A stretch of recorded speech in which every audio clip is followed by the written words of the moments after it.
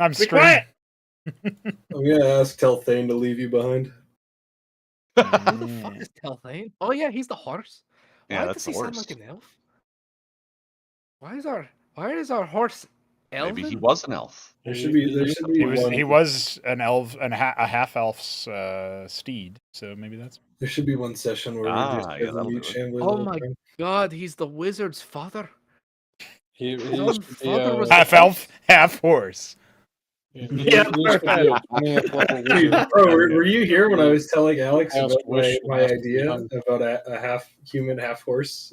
No, I was not here. It was very funny. It was very funny. I was thinking about it was a fuck. I'm trying to remember how to the centaur and another centaur have kids, and one kid gets both of the human DNA, so it's just a regular human, and the other kid gets both of the horse DNA. So his brother's just a horse, and you just play as the horse character. I really like that idea. You just have a playable horse that can speak common. And he was raised as a human, so yeah.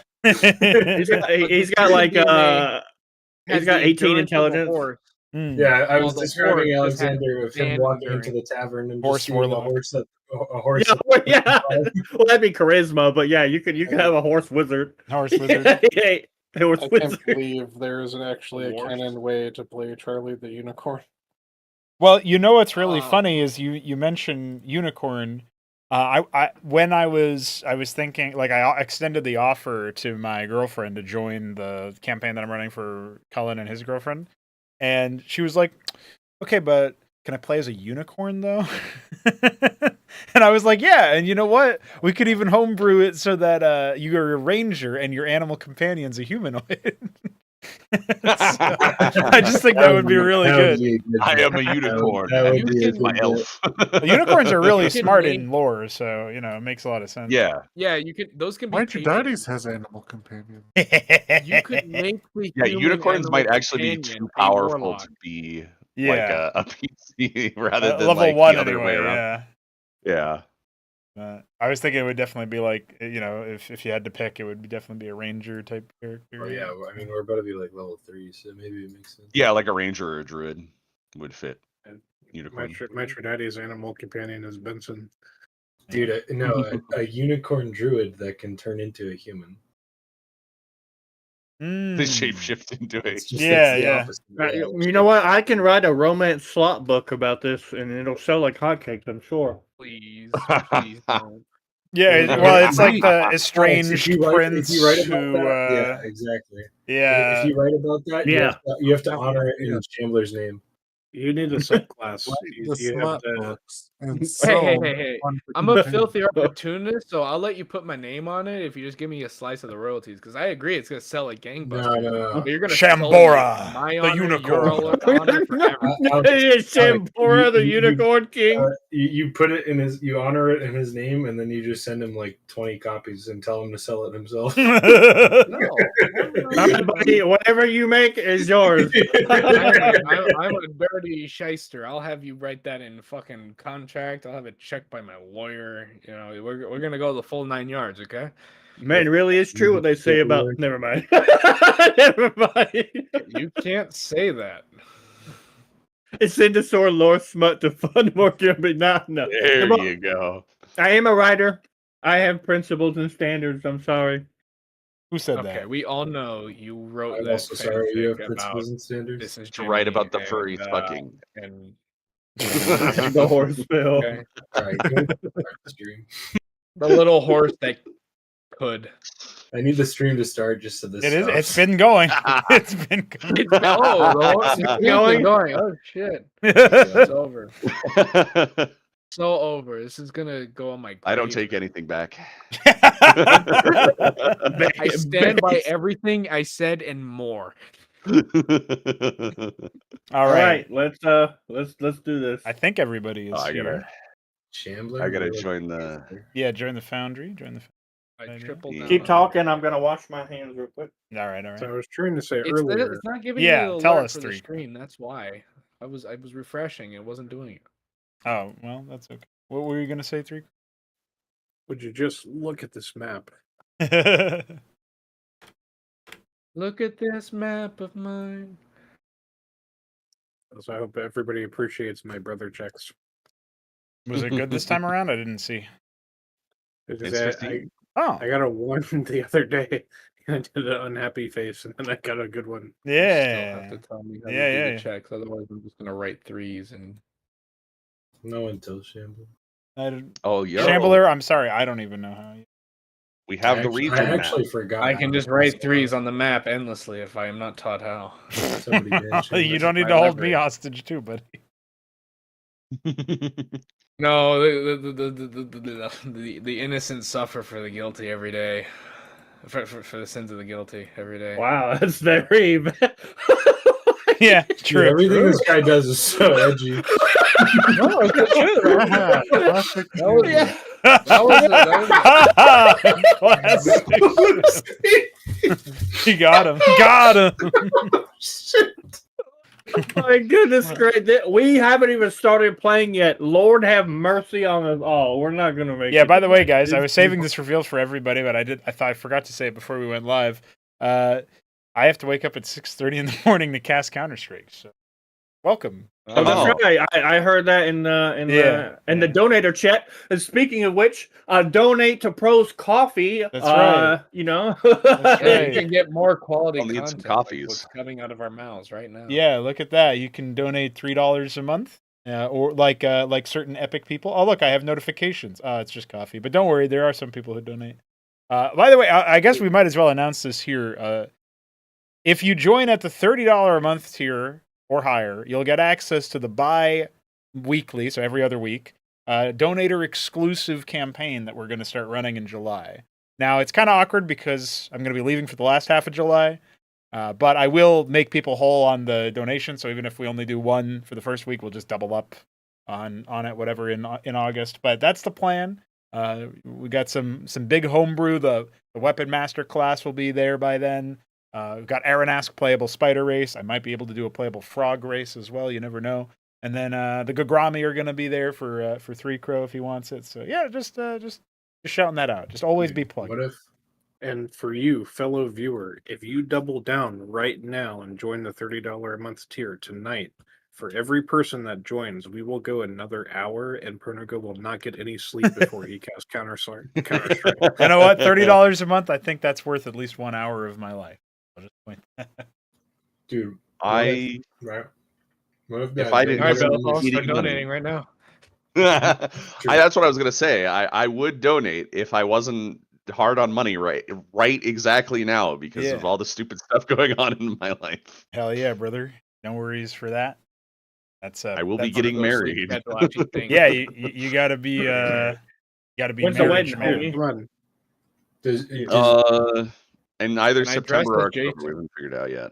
All right. Well, that's not far. Yes, That's not far off at all. Imagine the look of joy on your wife's face when you go to put the ring on her finger and it's actually a coffee subscription to Ism Desker Table. She would absolutely look at me like I'm insane. Yeah. I'm sorry, baby. We'll have to wait to consummate tomorrow. Tabletop's tonight. So. Guys, Tabletop on my wedding what night. What if the donator I know only we came made in? some vows, but I also promised the boys some things. Yeah, some vows are more sacred than others. What if the donator only All about campaign sacred. is only watchable by donators? Well, I don't. I guess so. Maybe So should any stream his wedding. donation lets you get access to that premium content, even the $3 a month. I can get behind that. I can get. What behind if that. it was so like this it's always one session behind, so like it will eventually become public, but once it gets played, only donators can watch it until the next session comes Okay, out. I like that idea. So so that would be every other week since it's bi-weekly. Yeah, that could make sense too. That makes a lot of sense. But my question is, how does this help Escozy development? More money for me equals More money, more less Escozy. work days. Yeah. Enough money, he can quit his job and then Well, just if it, make You know, Tap the Temple? fifth Tap donor Temple? campaign will be an Escozy campaign. Oh yeah, that's right. I have to, and I'll use the become a- renders from the graphics that I get funded to make, and that will be the tokens. That's how it works. Okay, but what's the population of Iran? And I've got a question. Got him. I've got a question for Balethal. And Do you have the ability to play in the Donator campaign starting early July if you had the money for it? That would be an extra. Every other week would be an extra session of D&D. So that's what he's asking, basically. If It depends on the time, because I work. Well, okay. So what's gonna be weird is my schedule is gonna completely change because I'm gonna get a new job, and that job I'll probably be working from, I think it's 11 p.m. to 9 a.m. And 4 that's days a week. PST, right? So that's Yeah. So it'll be 3 hours. Oh, well, you're doing the night different shift, from and you're you. doing you get out at 6 a.m. our time. So that, Oh, man, that would your poor probably wife. mean that we would have to do. Or no, sorry. If it's you said 9 a.m. is when you get out, so that would be 12. Yeah. That would be noon for us. So you probably would just go home and sleep. So Yeah. we'll figure that out later on then, But I imagine what it sounds like my brother was about to be like, oh, here's 5 gifted or whatever, like on a Twitch. I was going up to 60, so I was thinking maybe I dedicate that 60 or that 30 of the new 60. Because you're on 30 already, yeah. So that I can play. Yeah. I appreciate That's nice. that. Yeah, it's very nice. Or anyone with interest too, but I cannot pay for everyone. I do not have that money. Yeah. Well, listen, my kindergarten teacher said, you shouldn't bring any if you can't share with everybody. So that's true. Right. All right, I guess I don't get that $30. Donate $500 so that everyone can play. Yeah. Alphos will make a personal visit to your kindergarten teacher. No. She's old enough. She can't be discarded That's now. why he's a good guy. He No. gives Yeah, them she's old enough. No. All right. Stop trying to tell us Kalthus is a good guy. So, in the last session, Red Draconian, but he's better dead than red. In the last session, you guys fought Versalin and I think it's safe to say lost, as you are all reduced to dust, stardust, of course. Yeah, Lucy thinks it's a draw. Makes sense. I was at max HP. That's right. You were. Fuck you, Benson. Yeah, exactly. Gone, reduced to atoms, as Chamber chats. So, obviously, that fight was long. It was involved. You gave it your all. You certainly weren't, had to get Versalin to unleash their true fearsome power in order to get rid of you. And so there is an aspect of, if you want to say Pyrrhic victory or a consolation prize, maybe you can kind of take that and rub it on your chest collectively. But it's hard to do that when you got no hands because you got no bodies no more. But you did end up encountering the steed of Heron Call, Tel Thane. And his marker, his token on the map is actually an indication of where you guys are right now. Of course, this being the sort of spiritual nether version of Southern Garam. In doing so, in this conversation that ensued, there was the reveal, actually, that, indeed, you guys had passed on, but that due to the fact that Jurgle, the god of the dead, the scribe of the dead who brings the fallen souls to their final resting place, he's fractured beyond function. And as a result, your spirits are waylaid while they wait for the reconstitution of this god. This gives you an option reserved for those who have achieved some element of divine power, some aspect or favor of the gods. You now have the ability to, in theory, reconstitute your forms, leveraging the power of Jurgle's realm. However, there is a risk. In doing so, you may very well awaken this sleeping, fractured god, and perhaps he will set things right by sorting you to your final resting place. So it seems that perhaps this is a decision to be made, either exist in a purgatory or risk oblivion for a chance at returning to your previous forms and continuing the good fight. It seems so far that the party has collectively and unanimously decided to continue the fight, to risk that oblivion, and progress forward. And so that is the answer Telthane, of course, was looking for.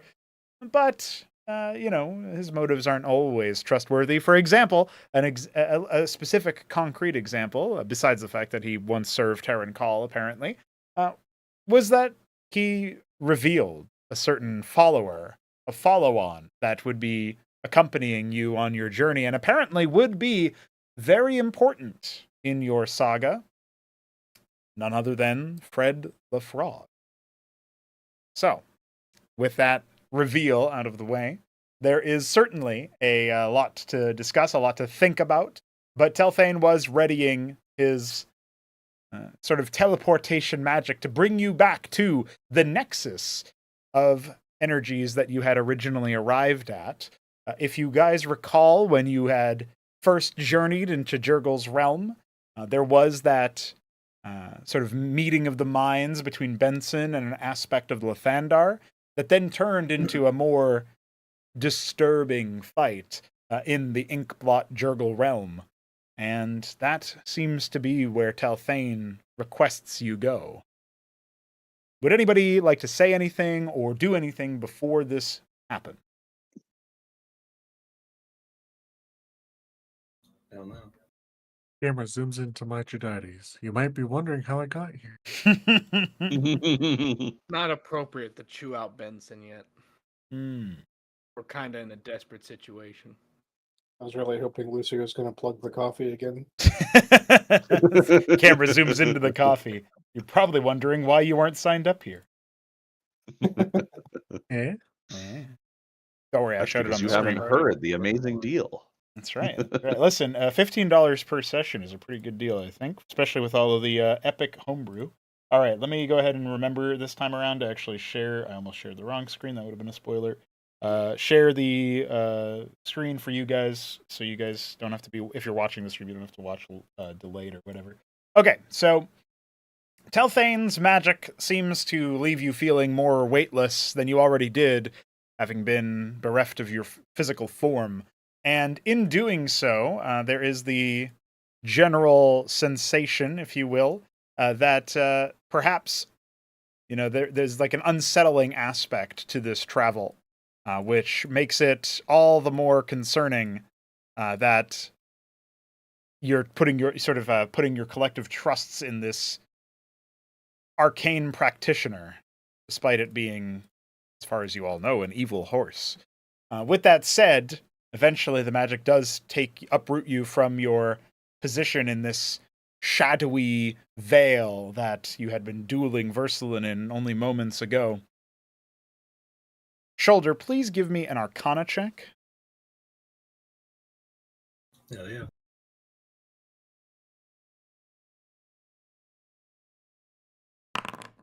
Fallen for one of the classic blunders. You wanna use an inspiration on that, buddy? You guys think you have inspiration? I do, You but I died. don't have it. I'm not very inspired from death.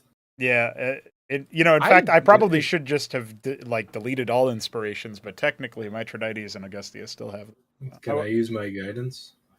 You can roll your guidance since you're still using it. Sure. Jason is delusional enough to be. That's a 7 out of 5. Augustus is always inspired by his own presence. That's right. He looks in a mirror or anything reflective like water, and he's like, "Eh." He's like, "Yeah, you're doing it. You're winning." Okay. You feel determination. That's right. Don't say that. So we have Shoulder, you get a faint sense that as Telthane channels this teleportation magic, that there is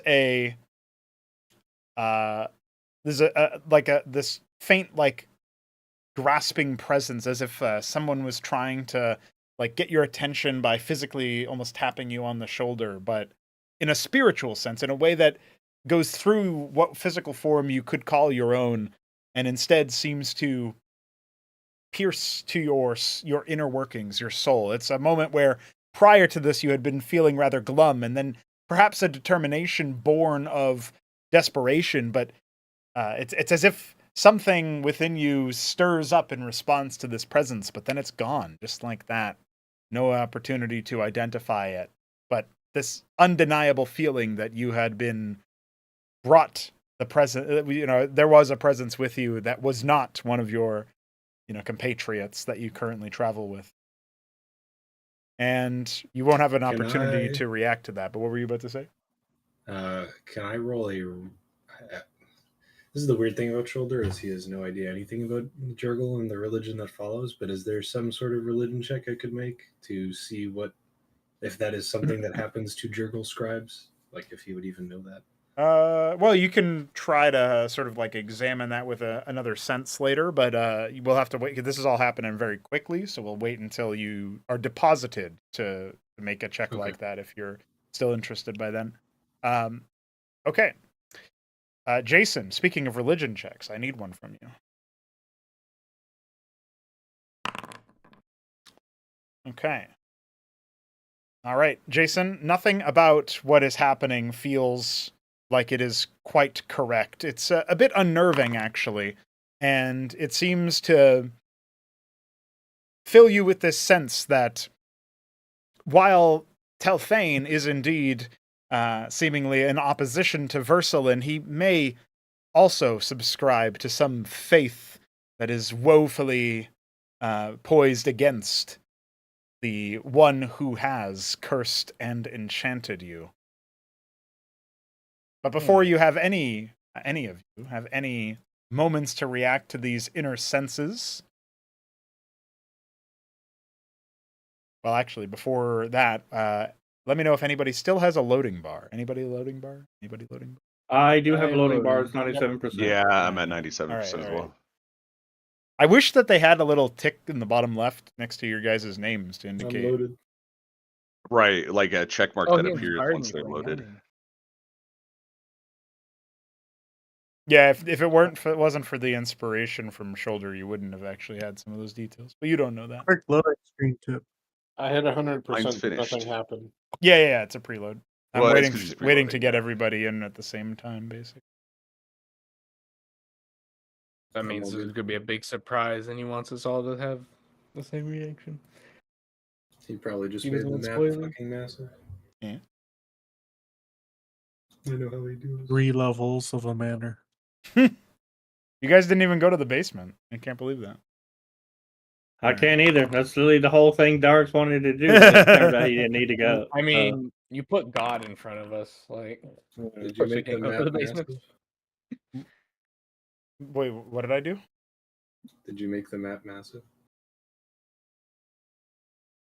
It's 100%. Huge. Yes. Oh God. Yes. This is why are we in an evil No. temple? It's about the That's same not an size. evil Dude, temple. it's not an evil temple. This is therapy. This is It's been so the long. fuck. I Lathandar? forget the name. Dude, this The is Thandar Lathandar. temple? we left. Yeah, this is the Lathandar temple, but inside of Jurgle's realm. Yeah, so it's evil. So I Jurgle as far as I know, Jurgle isn't God. evil. He's neutral. He's literally just a god of administration. He's evil. The worst kind of evil. Exactly. Not fair Bureaucratic enough. evil. You Bureaucratic guys evil. know, listen, you guys know that one part of Supernatural where Hell got a makeover and was turned into just endlessly waiting in line? That's Jurgle. This really is this place sucks. Oh, well.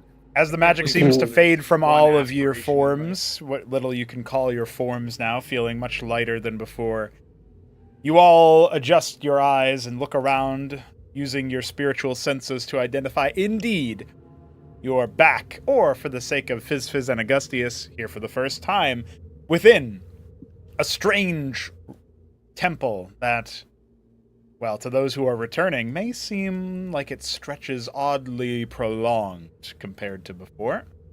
Still, the massive furniture, desks and arches, statues conspicuously placed with lights drawing attention towards them, all seem to be spread throughout the vicinity.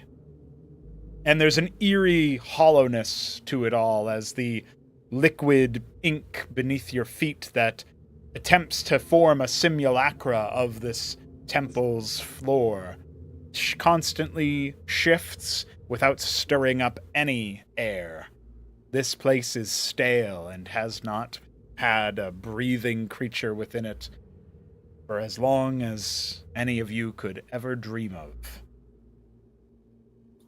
Is this where we left Gokag? Yes. The last time you saw Gokag was in this area, yeah. Jason will say rather loudly, "No sign of your orc here, shoulder."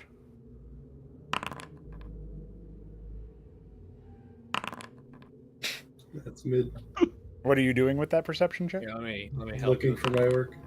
I'm also looking for his orc. Shoulder and Jason, you scan your surroundings. You'll note that the lights on the statues that have already been tampered with, shall we say, to the east, Shoulders, to the west, Benson's, glow different light colors. Benson's is a warm golden that sort of springs out from all of the suppressing colors, the only sign of true color in the entire building. Meanwhile, Shoulders is a pale cyan or sage, a sea green almost, one that reminds you of the same magics that exude from the skull of Penser that Shoulder frequently uses to impart souls. Meanwhile, there is no sign of movement. The faint swirling of the ink that you can see is barely noticeable even when you're staring right at it, a paradox of unmoving motion. But nothing you can see indicates the presence of any orc.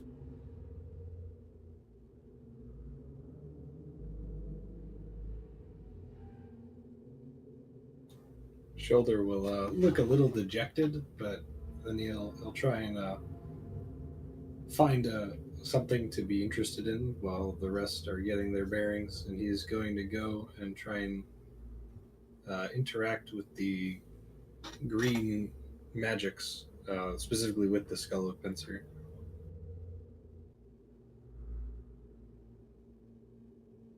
While you do start to feel that same faint sense of being there in the woodland cabin where Penser met his grisly demise,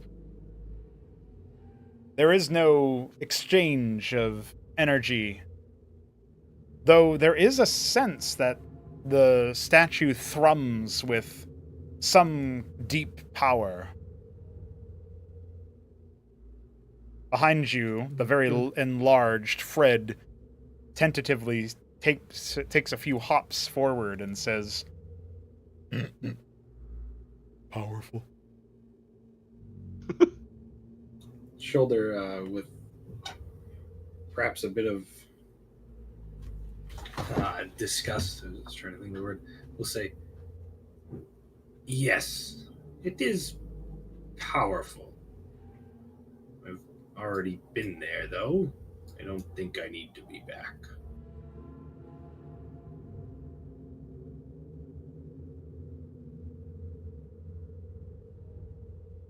Jason, your question about short resting, if you recall, I think it was you, but somebody anyway asked about resting.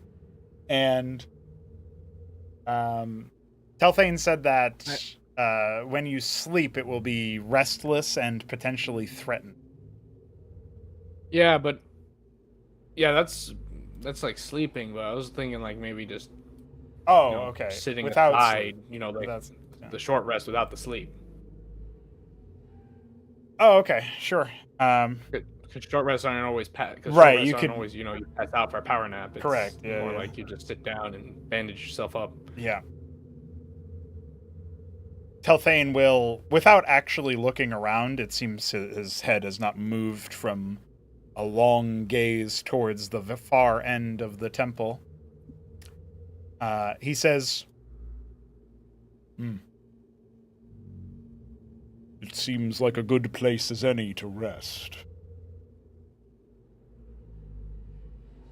All right, turning to the rest of the party, bar shoulder, since he's behind a pillar, ogling a frog. Jason says, "Then we best lick our wounds while we can. I don't feel like lurking in the spirit realm with nothing but 2 swords and a busted arm."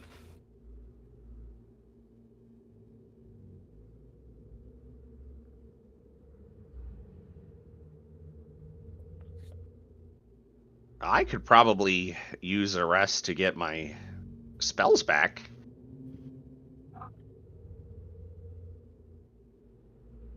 I don't know how many, but you know. Eh. How many spell slots have you expended? Oh, all of your Only second 3. level? All of my second level, yeah, and 1 of my first level. Well, if Augustius and Benson and Mithridates don't have anything to say about it, Jason's just gonna take that as a scent and lean up against the same desk that he comedically fell asleep on last time, blind drunk.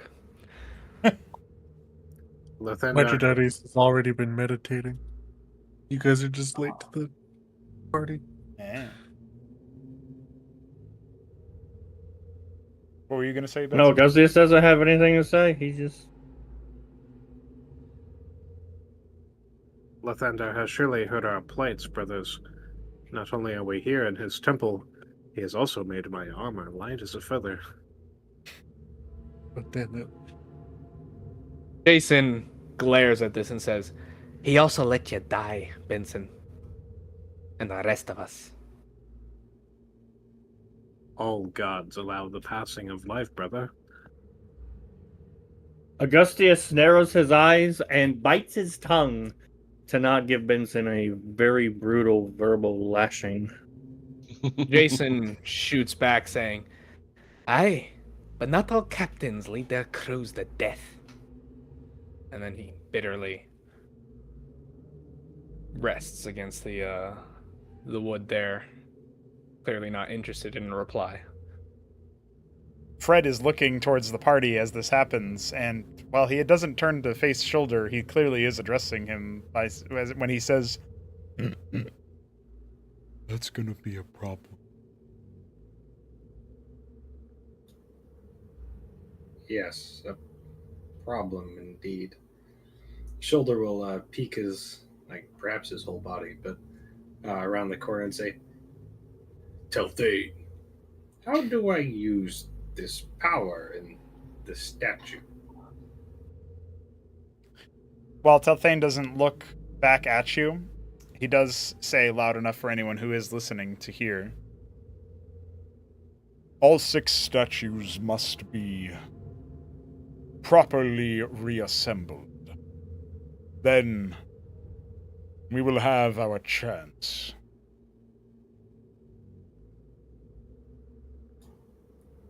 So there's nothing I can get from it right now? I surmise that, as you had activated it long ago, you received something of value in doing so. Yes, the skull, and I saw Gokag again. Okay. Fred, is he near us at all? Why do you keep bringing him up whenever I say his name? Why do you keep bringing him up when I bring him up? Yeah.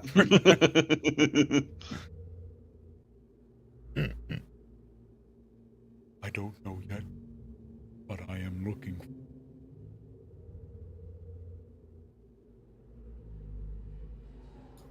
He better not be in your stomach. I don't think so.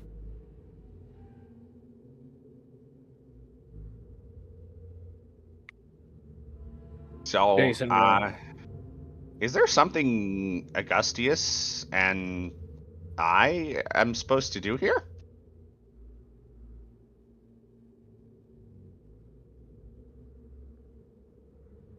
Shoulder will pipe up and say, yeah, so we touched the statues of us.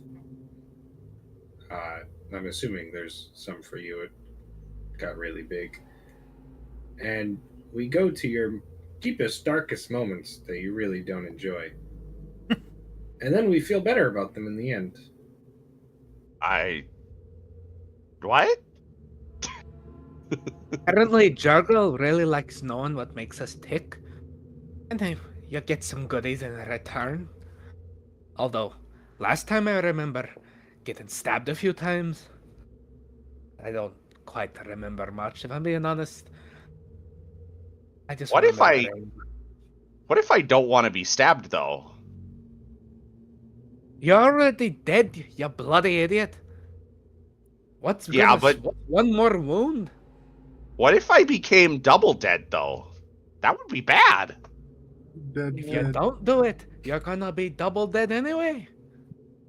Becoming Wow. double dead would mean And I'm gonna stay dead for sober. real. Yeah. Augustus just kind of sits down, cross-legged, and rubs his temples as he desperately tries to process his very terrible fortune and how dumb everyone around him is. Vincent will, Oh, yeah. Let Benson say something. he will approach Fizz, kneel down, and put a hand on his small shoulder, and he will say, Jurgel's realm is a place of courage, brother. Fear not what you see, but know that you have already gone through it once. It is not like exactly living it again. In fact, I had to kill my uncle. Twice. Oh, that's not good. I don't want to kill my uncle. Do I have an uncle? I'm not sure. So long as he's not my uncle. Well, you're my brother. Wouldn't we both have the same uncle? Vincent looks perplexed.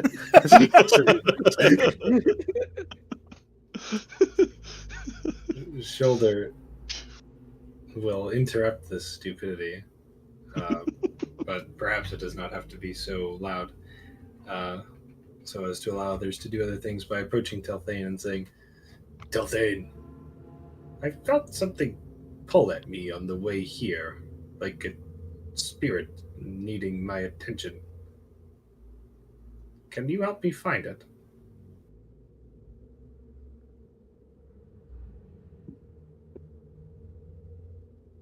No.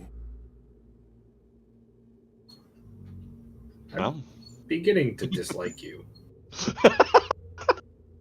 Jason pipes up and says, about we all just lay down for a second, and then we can go hunting for spirits? I doubt it's gonna leave in a place like this.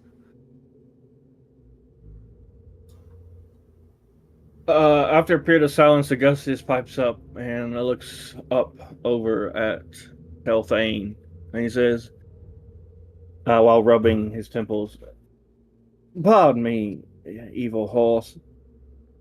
I could not help but realize that you said that you're one of the 5. There's only 4 that are known. Elaborate.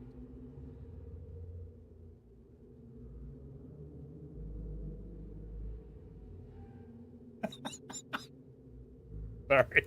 I was doing something really stupid right there. That's fine. Yeah, his shoulders running laps. Sorry. All right. So, Get over here. Come here, motherfucker. So Augustius asked Telthane, he said that I've only ever heard of 4. Is that something like that? Yeah. You said you're 5. Explain yourself. I am the latest addition. Clearly 4 was not enough. Oh, I see. They just go adding horses to the apocalypse at will. Do they add horses to the apocalypse at will? Apparently they do. At my will. Who's they? At your will, right, of course. Well, your will also got you here with the rest of us, so there will be no apocalypse in the meantime. Shoulder, Telthane's words carry gravitas. There's clearly a more complicated story to how he was given the mantle, if indeed he was. But it seems as if he exudes confidence in the words he says. such as to be concordant with reality. Delthane, you are very good at hiding the truth.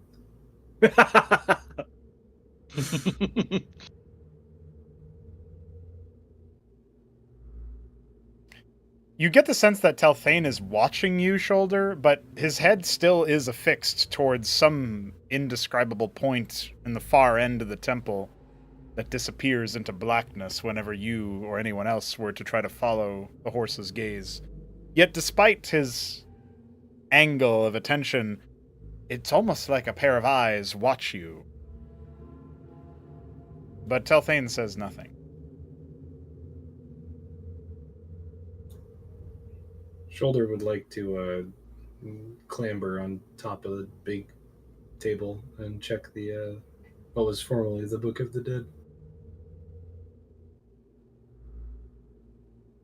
Benson will look to Telthane while you do that, and he will say, "Brother, since we are here, there is surely some chance for us. For if we had truly passed on, we would not all still be here amongst each other." There is a chance. It is as I explained. We reactivate this spiritual nexus, restore a part of what is fragmented, and if Jurgle continues to slumber, we return to our forms.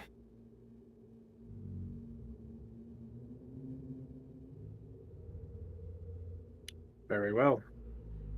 I wonder if perhaps I can achieve a bit of guidance in this matter.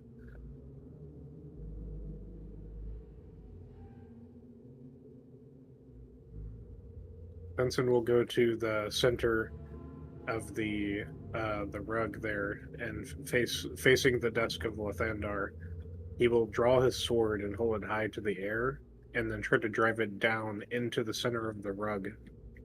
And then in a prayer to himself, he will say, "Lathandar, your champions need your guidance now more than ever. We who have rose against the darkness in your name, show us even a hint of the path."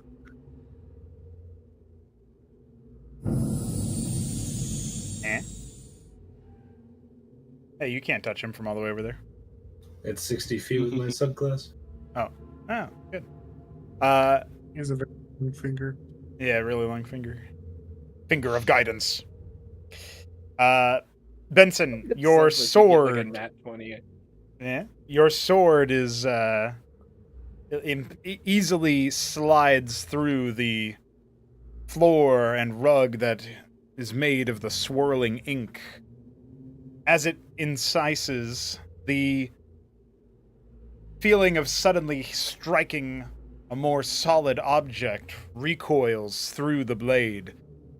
You look down towards it and see the ink almost extending tendril-like appendages around the blade as if trying to grasp it, perhaps even trying to pull it back in, but then they're shorn away. Not by your own hand, not by a strike of the sword, but by a faint impulse of light that arcs through the blade and shines all the way to the hilt.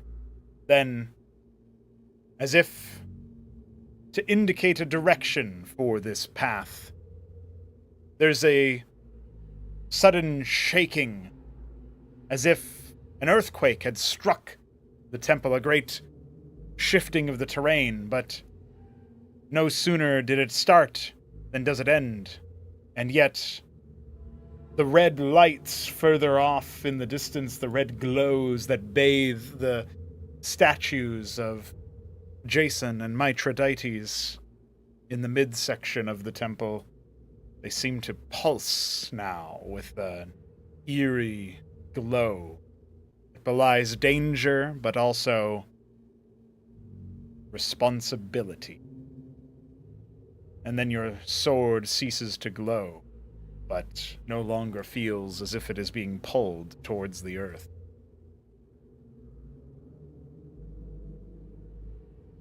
you'll see Telthane, while he doesn't change where he's staring at, he says, "Impressive."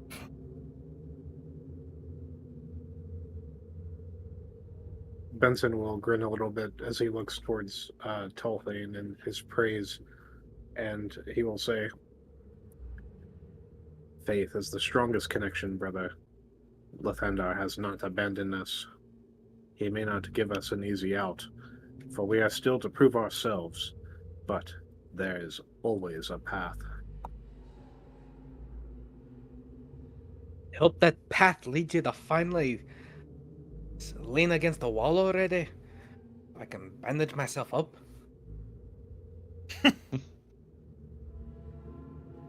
We do not have to rush into our destiny, brother. We shall take a break. Before Shoulder starts to take a break, he would like to look at this book to see if it is still the Book of the Dead. As you mantle the large table, which takes some effort, but even despite your fatigue, your spiritual malaise, shall it be said, you're able to do so with enough time. The first sight that you notice, besides the shattered thuribles that once contained strange ink blot monstrosities like a minotaur and Jason, you'll notice that Fred the Frog is looking over the open tome. In fact, without even responding to your presence, he extends a very large frog tongue and turns one of the pages with it. Based. What a fucking image. Move over. Can you even read? No. What the hell are you looking for? Not only is he evil, he's a liar. That got veiled. He's looking for book words. He's a frog. Why would he be able to read? Yeah, no, that makes sense. Like, I like how that's that's the part That's that what makes- breaks Balefall. Yeah, that's it. That's it. Yeah, that's the breaking point. What does this book say?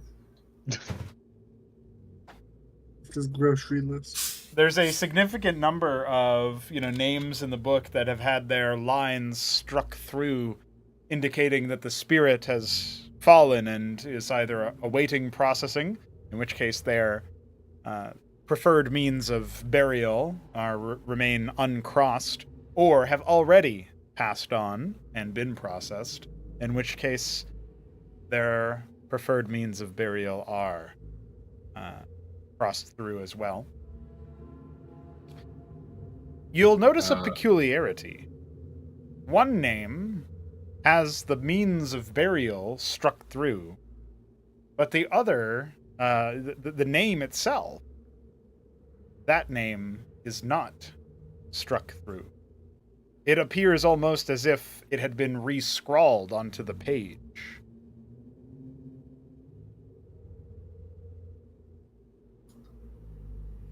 Are you climactically DMing me this name, or are you just waiting for me to ask what the name is? It's Heron Call. care. No, I fed his soul to Umberly. That motherfucker is in water hell. Yeah, that is far from a preferred burial site. Well, you don't know. The burial, What's the name? is preferred. It's just like what happens to you, So the name that you have found is something I'm going to... It's Shoulder. It's Garethos. Have I heard this name before? Never trust a horse. Make a We history check. kobolds need to stick together. That's right. I hate working with these people.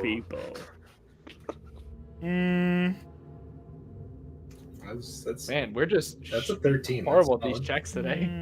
That's solid. That's a 13. Fred can help me out. Hey, he means humans, so it actually works. I don't think that's what he meant. All right.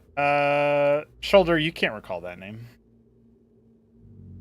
You get the sense that maybe you've heard it before, but only once or twice? You can't place the context either. All Somebody right, yelled it. Here we though. go. Okay, so I have heard it. Right. I have heard it. All right. Shoulder will say, "Has anyone heard the name Baylor Valentes?" Oh my god. Okay. He shouts it. Too. Yeah. That's really good. Jason bolts up immediately and says, "What the devil did you just say?" Baylor Valentes. Mithridates is trying to figure out what spell he's casting. Mithridates, the confusion check, natural 20. No, Kronk, don't do it. He is so confused. He believes that they were in danger. I can't believe you just wasted a nat 20, dude. I can't. What do you mean wasted? He's laughing. That's good. All right, Jason. What did I just say? All right. I have no clue how Jason would respond. With a natural 20 confusion check, of course. Yeah, that was my check. He Yeah. rolled it for me. He was assisting you. All right, so Jason says, "Where the hell did you get that name, Sheldar?" What? The name Baylor Valentes?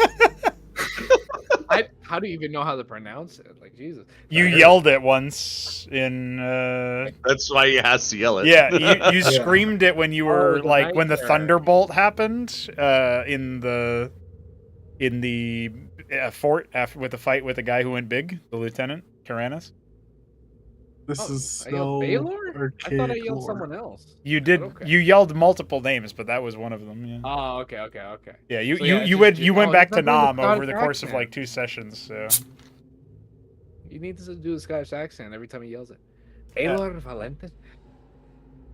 Okay, so I go, okay. He said, "Yes, that name, Shoulder. Where did you get the name of my dead captain from?"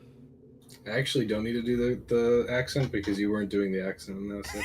Oh, shit. Got him. In fact, Got him. you I just. didn't.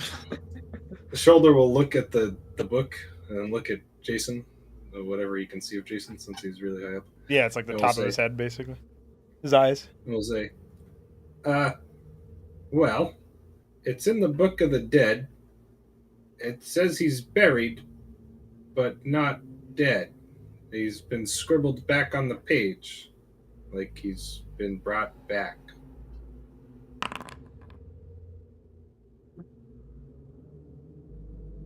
Jason wants to know if that's fucking possible. It defies your personal ability to comprehend things. That's for sure. Damn, we just called you stupid. Roll What madness that? check. Got him. Hey, what means?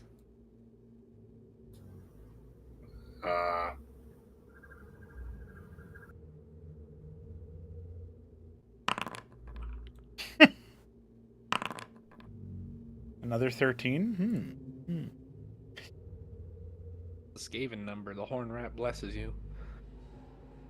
Shoulder, try as you might, there's seemingly no way to comprehend any more information from this book. You do, however, get the sense that the book holds more information of similar kinds, just that trying to find out why they've been brought back on the page, that seems impossible. I'm not sure why or even how, but the book has information on a lot of things, just not that. I have to ask you a question, and I don't know how you'll feel about it, but this seems very unnatural, and I feel compelled to perhaps cross the name out to see if that does anything, but then I would probably be killing him somehow. And I don't know if you Jason will want me to do that. say without a hint of irony or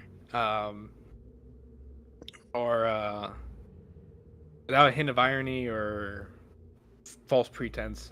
He will say, Well, normal then. "You kill my captain for a second time, Shoulder. I'm not gonna let you come back out of this realm alive."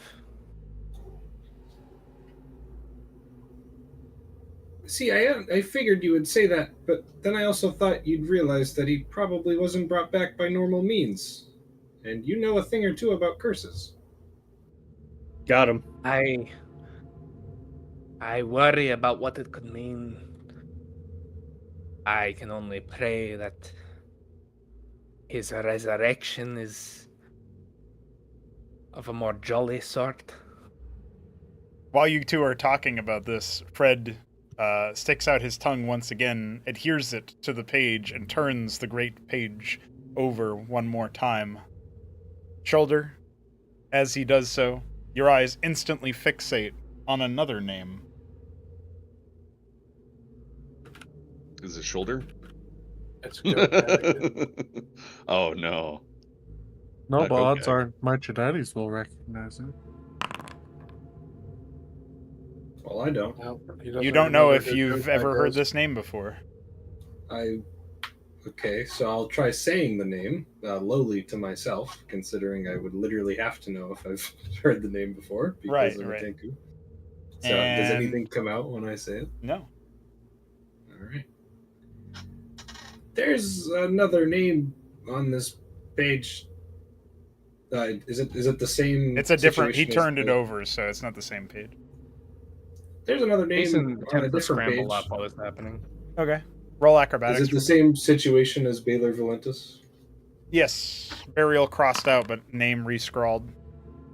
Similar to, well, the other name. What is it, brother? Can you spell it? Yeah, and he'll cast minor illusion and spell the name out in the air so everyone can see it. Well, you guys are all paying attention to the name, so I don't think any of you will notice my Tridites recognize that name. It is Sirate, which I will type out. Perhaps I would notice it since I can see it. Yes, perhaps you might. But instead, Jason slowly and perhaps almost in a slapstick manner, barely managing to scramble up top the table, catches your eye.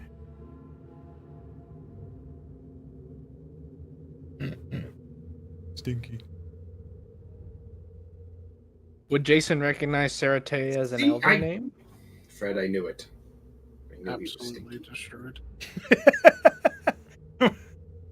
I don't know what you Is just Fred said, Cullen, Park but actually Jurgle? You're too high. Or am I? Yes. you are actually Jurgle. You are here. Jason, roll a history check for me. Are there other names that do not have the proper burial rites crossed out on this book? Jason, you're pretty sure it's an elven name, but it could also be a half-elf. Shoulder, there are other names on this page that have not been crossed out, but none of them have been, like, re-scrawled or halfway crossed out where the burial is crossed, but not the name. This is the only case of such. No, I mean, like, are there names that are awaiting burial? Oh, where the names are crossed out but not the burial? Yeah. No, it's either all the way or they're not crossed out at all. Okay, unlike the last page, which had some that I probably could have helped, but Fred's an asshole. Fred turned the page to reveal a different thing, which is how Baylor Yeah. Valentis was on. So it was like the very first page that you Ah, saw and then- had and then that, he and then he turned- turned it and as then you he came up, and Oh, that's okay, when, okay, yeah. okay. So, Let's see. Yeah. Never mind. Fred's not an asshole. oh, I guess I should have also mentioned that when Fred, when you yelled, like before you yelled Baylor Valentis, you heard Fred go, found it.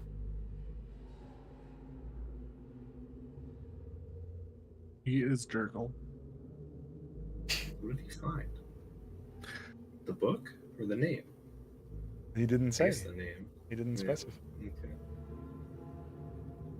Shoulder will ask the Great Book of the Dead to show him Gokag or Kyle if possible. Okay, make an Arcana check. Don't be shit. Fuck! Damn, assist dude. him. This game's so lame. I assist him. I Uh, assist him. What do you? Well, do you say? Are you saying that out loud, or what are you? How are you saying it? Shoulder. Are you praying or like saying that to the? Oh yeah, I'd be talking out loud. Yeah. That's how I always interacted with this book. Okay, yeah. I just wanted to make sure. Okay, in that case, Excuse me. bless you. In that case, Jason Thank you. can indeed assist you. Which means, Don't be Shoulder, shit. you roll again. Oh, I was waiting for him to roll. And For 20 with your 4. well, he has to roll guidance He has to separately. roll that again. Oh, That's a 19. 3. Okay, Thanks, bro. that's it. Oh, Benson, were you trying to also climb up? I may have missed that if you said that. No, I was checking to see if I could see where Augustius went. Oh, he walked sort of bottom. He's like by your statue. He's just on the other side of it. You would have seen him do that, so I don't mind saying so. Okay. Well, Yeah, he didn't roll a stealth check. That's right. No, he wasn't trying to be sneaky. Yeah. Yeah. not hearing much progress happening from the book, Benson will notice him wandering towards this statue and kind of make his way that way, but he won't arrive just yet. Okay. All right. In that case, we'll say. Oh, I don't know what just happened. Alright, internet decided to kill itself, so I don't know anything y'all said. Don't worry. It's Nothing happened. not yet. Just watch the stream. Yeah, he re-rolled and Benson started to move away. That's all. All right. Fred's eyes threaten to bug out of his skull as he watches the book turn on its own, and you hear from him, "Do that," as the book eventually turns many, many pages, fluttering stupendously in the process, and as it gets further and further to the the side of the book that was all like facing on Fred's side, it's like turning that way, like as if turning back to some of the beginning initial pages. You see like dust spill out into the air before fizzling into more ink, and as if these pages themselves threaten to crumble out of age. Can you remind me? You asked for Gokag specifically. Is that what you did? Gokag or Kyle. Right. That's what I thought I heard, but I knew I heard a Gokag. Perhaps a high roll makes it so that it shows me both. One or the other. The name Gokag does appear in the book, and it is not crossed out, redrawn, or buried. But as if attempting to then respond to your second request, the book very loudly and promptly closes shut. Fred's eyes once again bug, and he says, "Uh-oh." What did you bloody do now, Shoulder? You're pissing off a god? The air we've had in the enough of that. temple becomes much more active all of a sudden. Wind courses through the sky, filling your souls with a chill that you have not felt before. Certainly not in Jurgil's realm.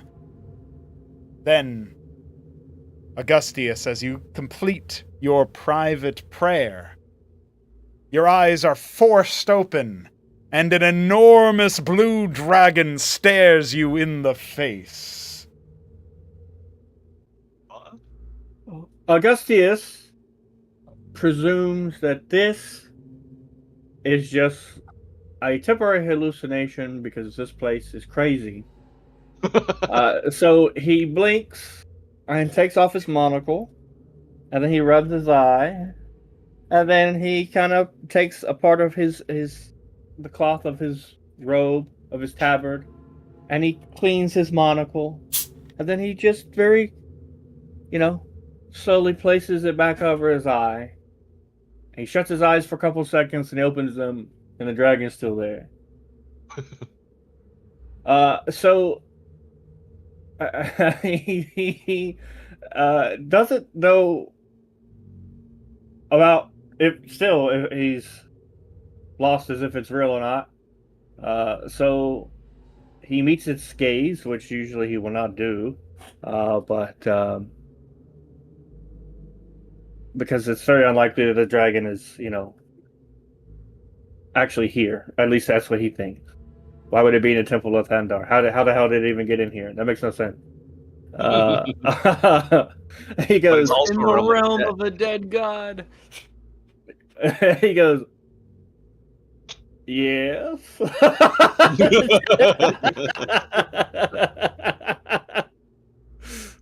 A deep, At that impossibly moment, loud. Augustius will hurt. Go ahead. You just hear Jason curse very loudly. An impossibly deep, guttural voice emerges from the maw of the creature, but perfect common is understood, despite the voice of gravitas, pure confidence ejecting out directly into your face. You swear if you still had a body, its ears would rupture, as this creature bellows, "You summoned me! What do you mean, yes?" He blinks a few times. He goes,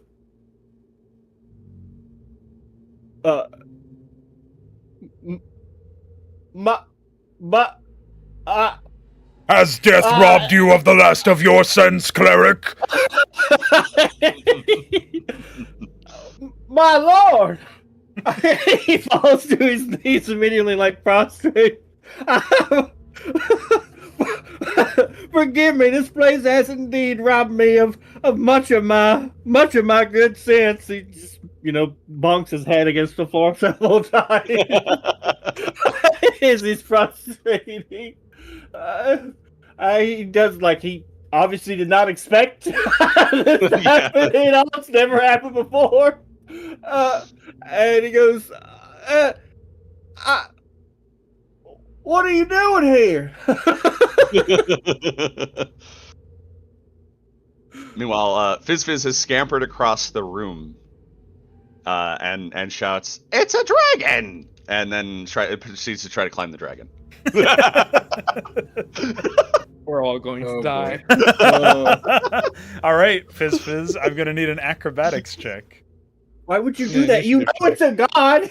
You're not supposed to do that. He knows a dragon, and Oh no! A red dragon.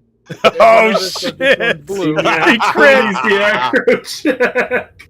Please give me disadvantage. Please. Augustius is going to have a cow. Dude, he'll be very important if he climbs a dragon. Holy shit! I mean, yes, he will, but this is this is the wrong place and the wrong time. You summon a dragon with your prayers in your head. He's special. I don't know, man. Augustius is more important than we thought. Yeah, exactly. He's clearly way more important than the rest of you, dingbat. So take that. Oh, I'm not Hey, playing. Fizz has his own dragon, okay? That's true. Yeah, You do. And have apparently to is an whatever I expert want. dragon climber as well. Yes, that's right. So Fizz, you're able to almost with unnatural grace and ease, but thankfully for Augustius' sake, out of his view, shrouded behind the great wings of the dragon, you are able to scale up to the sort of rear of the dragon.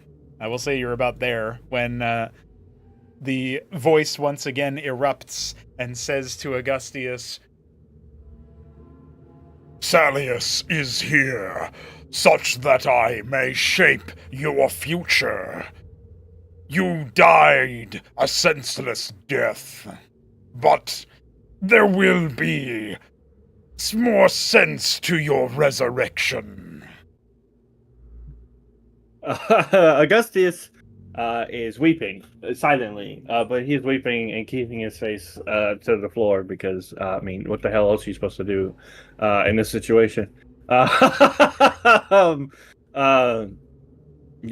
He just says, you know, yes, my lord. Is kind of, he doesn't know what he should ask. He doesn't know anything. He's just, this is way too much, all too soon. he's trying to think. Poor bastard. Shoulder, feel free to roll Arcana. Jason, what's the result of your personal rolls? What do you have? Jason is not scared. He is intimidated, but he's not scared. You get what I'm saying? He's not hiding. And then he didn't get the wisdom check to not ask this question, so he's gonna say, "I'm sorry, but I have to ask. Did he summon a god with just a prayer in his head?"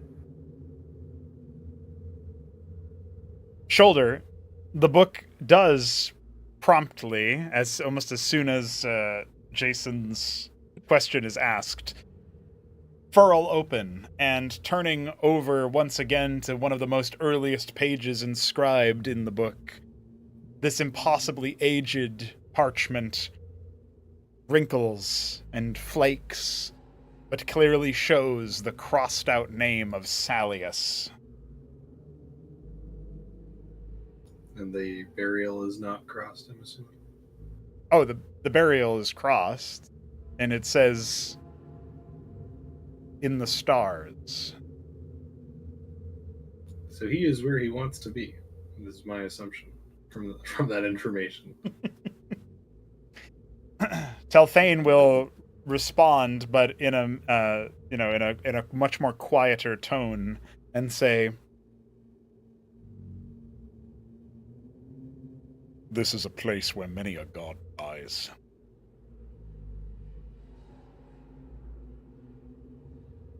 You may be surprised to find ones. You may be surprised to find them surprisingly reachable here." All but Jurgle, I assume. It is difficult to reach that which is in several pieces. Like a puzzle.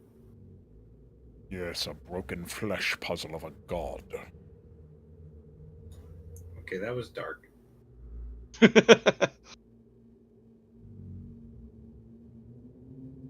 Salius will be erupting with noise once more. "Augustius, you have only I to thank for sparing your spirit.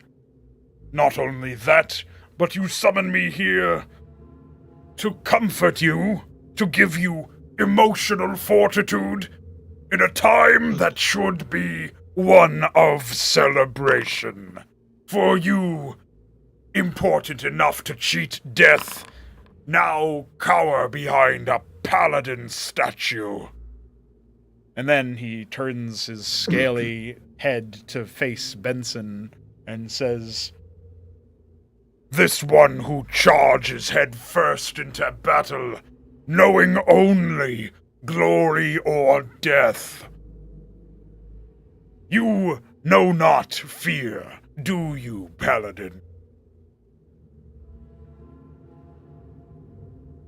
In a moment of distraction, Augustius, if you look up, you will see Benson with a hand to his forehead, as if adjusting the vision of his eyes, gazing down the great length of this blue dragon, and he will just absent-mindedly say,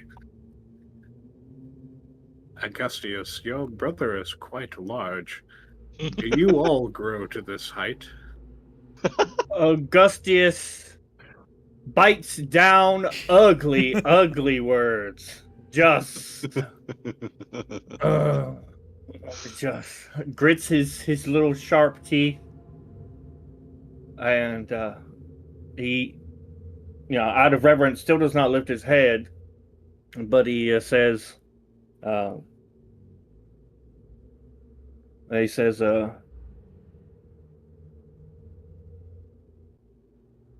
"I am not here to cower, my lord, only to seek wisdom from that which is so much wiser and greater than I.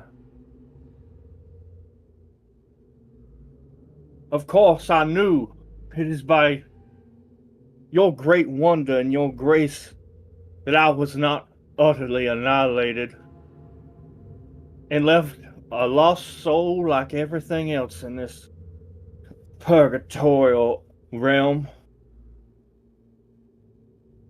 Tell me, what would you have of me?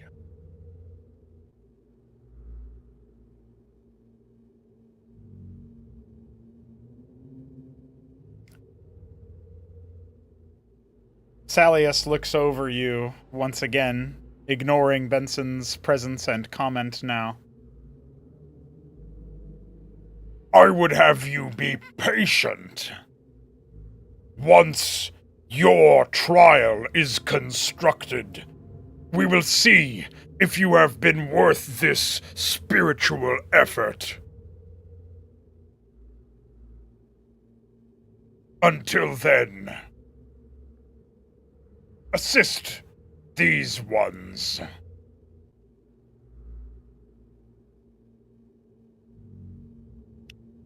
Oh, of course.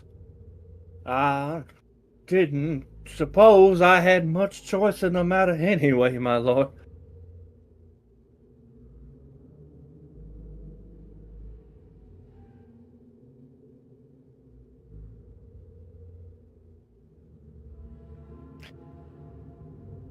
Fizz, you're now between the creature's wings, but are you going to continue moving along its neck or stay where you are? You're essentially at like the apex of. I will height continue right moving towards the head. Not gonna lie, I just noticed the dragon. What are you on? How much are you smoking? Well, I think like he obviously knows it was here, but I don't know if he knew there was a token about it. No, I didn't see the giant- token until now. Wow. Is there a moment leading up to Fizz cresting the dragon's head? Sure. What are you looking to do? The words that the dragon spoke kind of like sinking into Benson's brain after a moment. He will call out to the dragon and he will say, "Brother, it touches me that you would arrive to console Augustius in our moment of need. I assure you that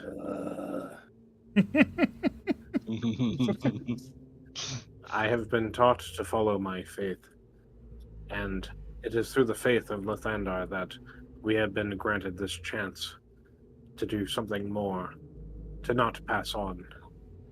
I assure you that I will do everything in my power to make sure that Augustius returns to the life that he deserves. I will fight for his right to live."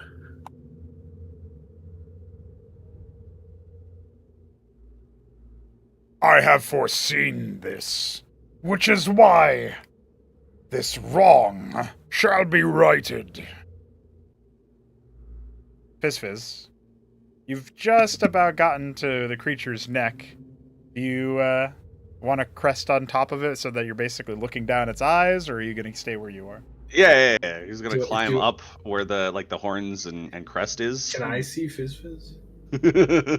Well, Shoulder, you will catch sight of the diminutive kobold as he, with a grace, a very uncanny grace, leaps up and lands promptly, would move promptly to land directly atop the head of the great dragon.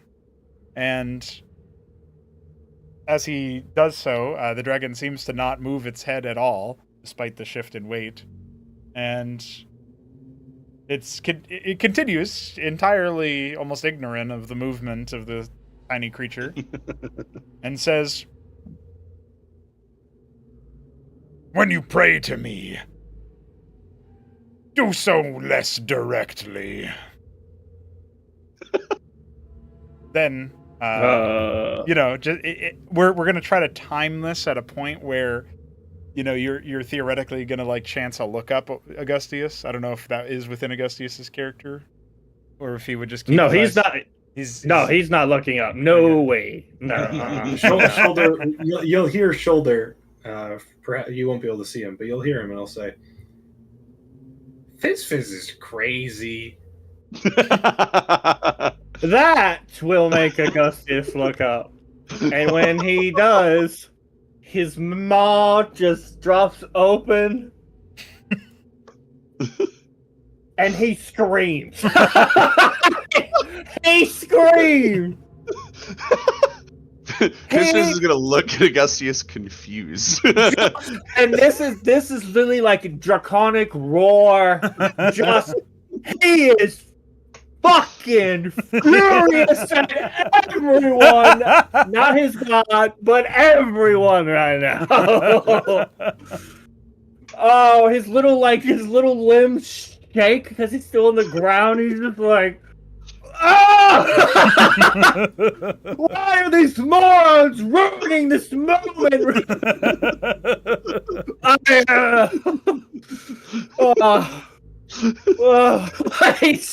He's losing his shit. And It just says, "Are you okay, Augustius? I thought you'd be happy to see your dragon." like his mouth is moving. It's like trying to form words. It's like and he's like, "Ow, was elated." Elated. It's about now that that Salius will almost almost too suddenly, poof, and Fizz will flop to the ground. Fall to the ground. Yeah, not too high. Don't worry. Augustus just like catches himself like almost like in a snap of the finger, right? Just immediately was like stopped, calm. He just exhales through his little nostrils, and then he approaches. He approaches Benson. Benson, son of Ben. Mm-hmm. Might you meet me at eye level?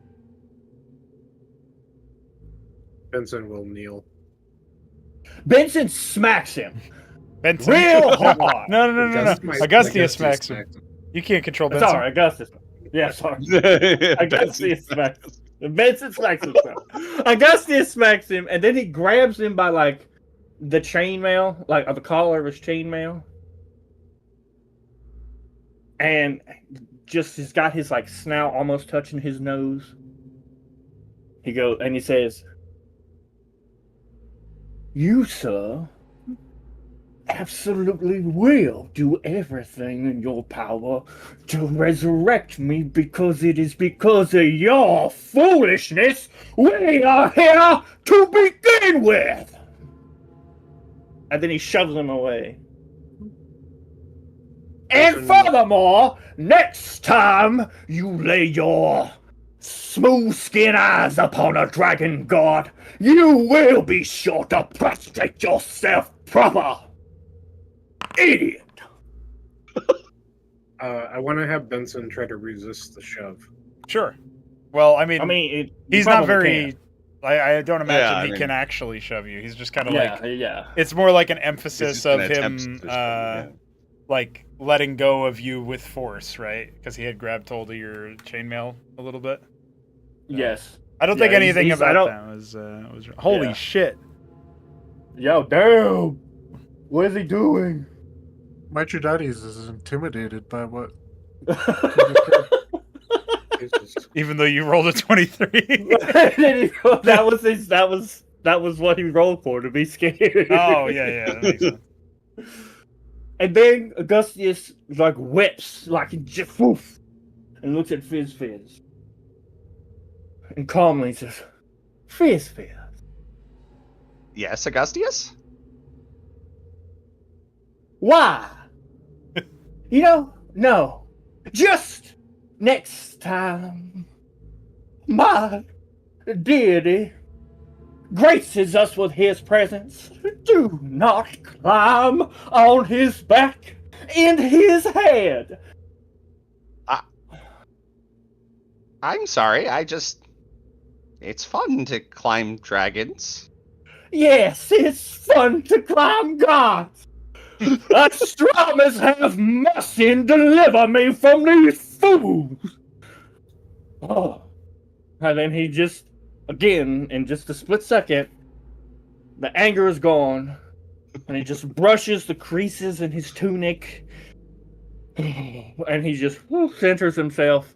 And he walks away because he can't. He cannot. He cannot stand here right now. Before you go to walk away, Benson would like to try and reach out to clasp your hand. He will not. Like, if he feels you touch his hand, he's going to yank that away. Unless, of course, you're like forcing the issue. He probably can't stop you then. It won't be like aggressive, but he will be trying to make a point. So take that as you will. Augustus is not in the mood, and so he yoinks his little hand away. So unless you really, really insist upon it, he will move away. Before you go, Augustus, please give me a moment. You had better make it quick, you idiot, Paladin! Benson will kneel again to meet you eye level to give you the respect, and he will say, Brother Augustus, your frustration is justified. I do not want you to believe that it falls upon deaf ears, but I do want you to know that no matter how upset you are with me, I want you to understand that I did not mean this for you. I never asked you to give your life, and I never intended to take it. But, as is my right and my duty, I will do everything I can to deliver you a justice that you deserve. And I would only ask that you give me the opportunity, and Benson will extend his hand towards you.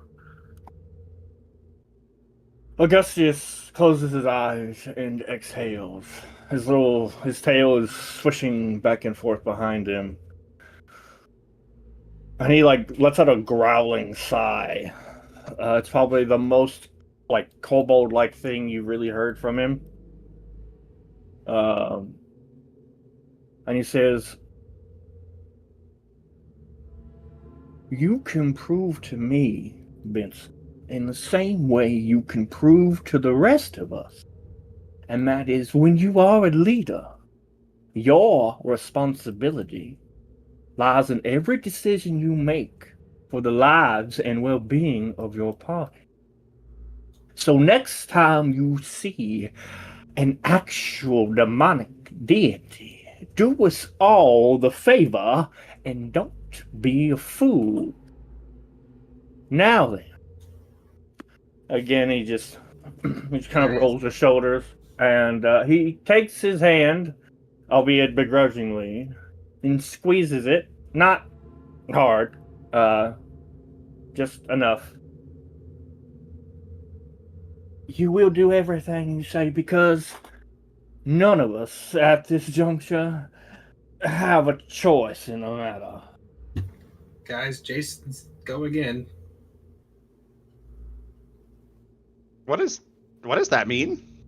As Shoulder's words sort of resonate throughout the hall, the earth does seem to be oddly sticky all of a sudden, as if even shifting your weight has become a bit more of a cumbersome task. If you choose to look over towards where Shoulder indicates, there's indeed a man standing before a statue whose visage has shifted to look quite similar. Jason is holding a statue. I actually don't know if Shamler's back yet, so I might just leave it there. I don't know. He said BRB a 2 minutes ago. So I'm back. Are we teleported? Not Can yet. I do one thing with Augustus real quick? Yeah. Before you walk away, Augustus, when you go to take my hand, Benson will spend his very last point of lay on hands on you, and you will see the golden glow that surrounds Benson dim, and it will begin to surround you.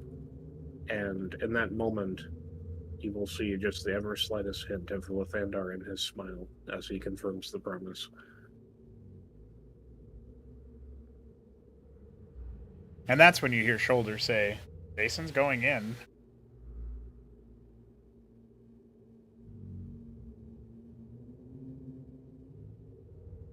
I'm liable to kill him again. I need to be double dead. It is And you heard good what that you Telthane have said. Your God told you to help resolved me. these issues, pipes Telthane. Without it, this next part would have been impossible. And then Telthane will finally break his, what feels like a forever stare in the abyss at the end of the temple, and turn to face Fred, who promptly opens his impossible maw and swallows Telthane whole. Wait, what? He's a portal. He can't come with us. I didn't want to go in your mouth anyway. I am not sure whether or not swallowing a horse of the apocalypse is a positive or a negative. I'm dead now. I can swallow dead things. Yes, I want to kill you so very much. I think we all do. I'm already dead. Well, we'll make you double dead.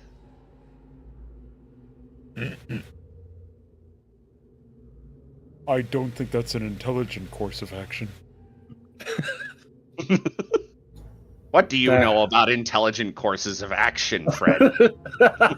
As you just climbed a dragon, we should not be talking about intelligence. I've climbed dragons before. Don't worry about it. It's fun. You'll hear Shoulder go, don't tell Augustius, I would have done it too. It's Yes, Shoulder. It's probably loud enough for Augustus. Yes, Shoulder, I know well that you would have done it too. +8 to intelligence. Fred, Well, Fred actually is intelligent. What? Fred, the intelligent. Just literally. One minus five. Fred just rattles That's off some cool. trivia, some like obscure trivia in front of us, proving how intelligent he is. Yeah. Jason's getting impatient. All right. So, Jason, while your party has been deliberating about what to do exactly, you make your way to you've already like made physical contact with this statue. Yeah, he had no idea. You make physical contact with the statue, and it does seem to begin sort of pulling your hand within the ink blot, finally revealing the statue as a construct of Jurgil's realm. And yet, with every moment that you disappear further within, there's this sense that you are back on the vessel that you had that fateful encounter with, back on the Silver Lace, where many momentous memories were forged and shared, and many nightmarish ones, too. In the process, there's a sudden shutout of the awareness of your surroundings, as if your vision is gone dark, your senses have begun to fail you. You feel ever closer to the Silver Lace, yet everything around you seems to have gone dark.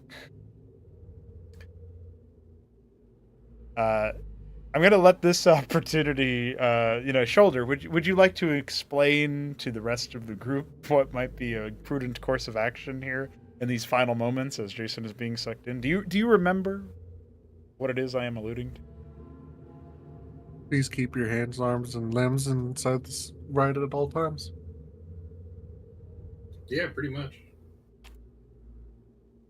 And he never finished his short rest. Don't Are we going worry, you after guys him? can all make short rests now. But Fred is going to be moving at rapid pace, like faster than you've ever seen Fred move. And in the process, he's going to say, "Quick." Quick. Good perch And then he's fast. gonna run. Yeah, shoulder will say that we have to touch the statue, or would have said, Hmm. and Benson would have remembered that. So. Is that one of the statues that was indicated by Lathandar? Yes, the two that are on the opposite each other here, this one and the one on the far wall, are indeed. Uh, Oh wait, do I Guess get the it's- short rest too? Everybody takes a short rest. I've already refilled your Guess- spell slots to the Sorry. degree that they're going to be. oh, nice. All right. Well, then I'm not picking my short rest then because I don't need any health back. I didn't regain any. Oh yeah, we- I didn't give you one. Sorry. You're a paladin. Can I bullshit my say that I use Song of Rest? I don't even know what that means. Like, can I say I used Song of Rest during the short rest, even though I didn't? Because I never. Do we gain get hit to- points during a short rest? Yeah, you can roll your Yes. hit dice. You can roll your hit dice. Oh, where's that again? I'm sorry, I keep forgetting. When you hit the short rest button, there's a select Yeah, it's dice at to the top. roll, and you choose. Oh, You just hit roll I- if you want it. I didn't do that. Oh, okay. Yeah.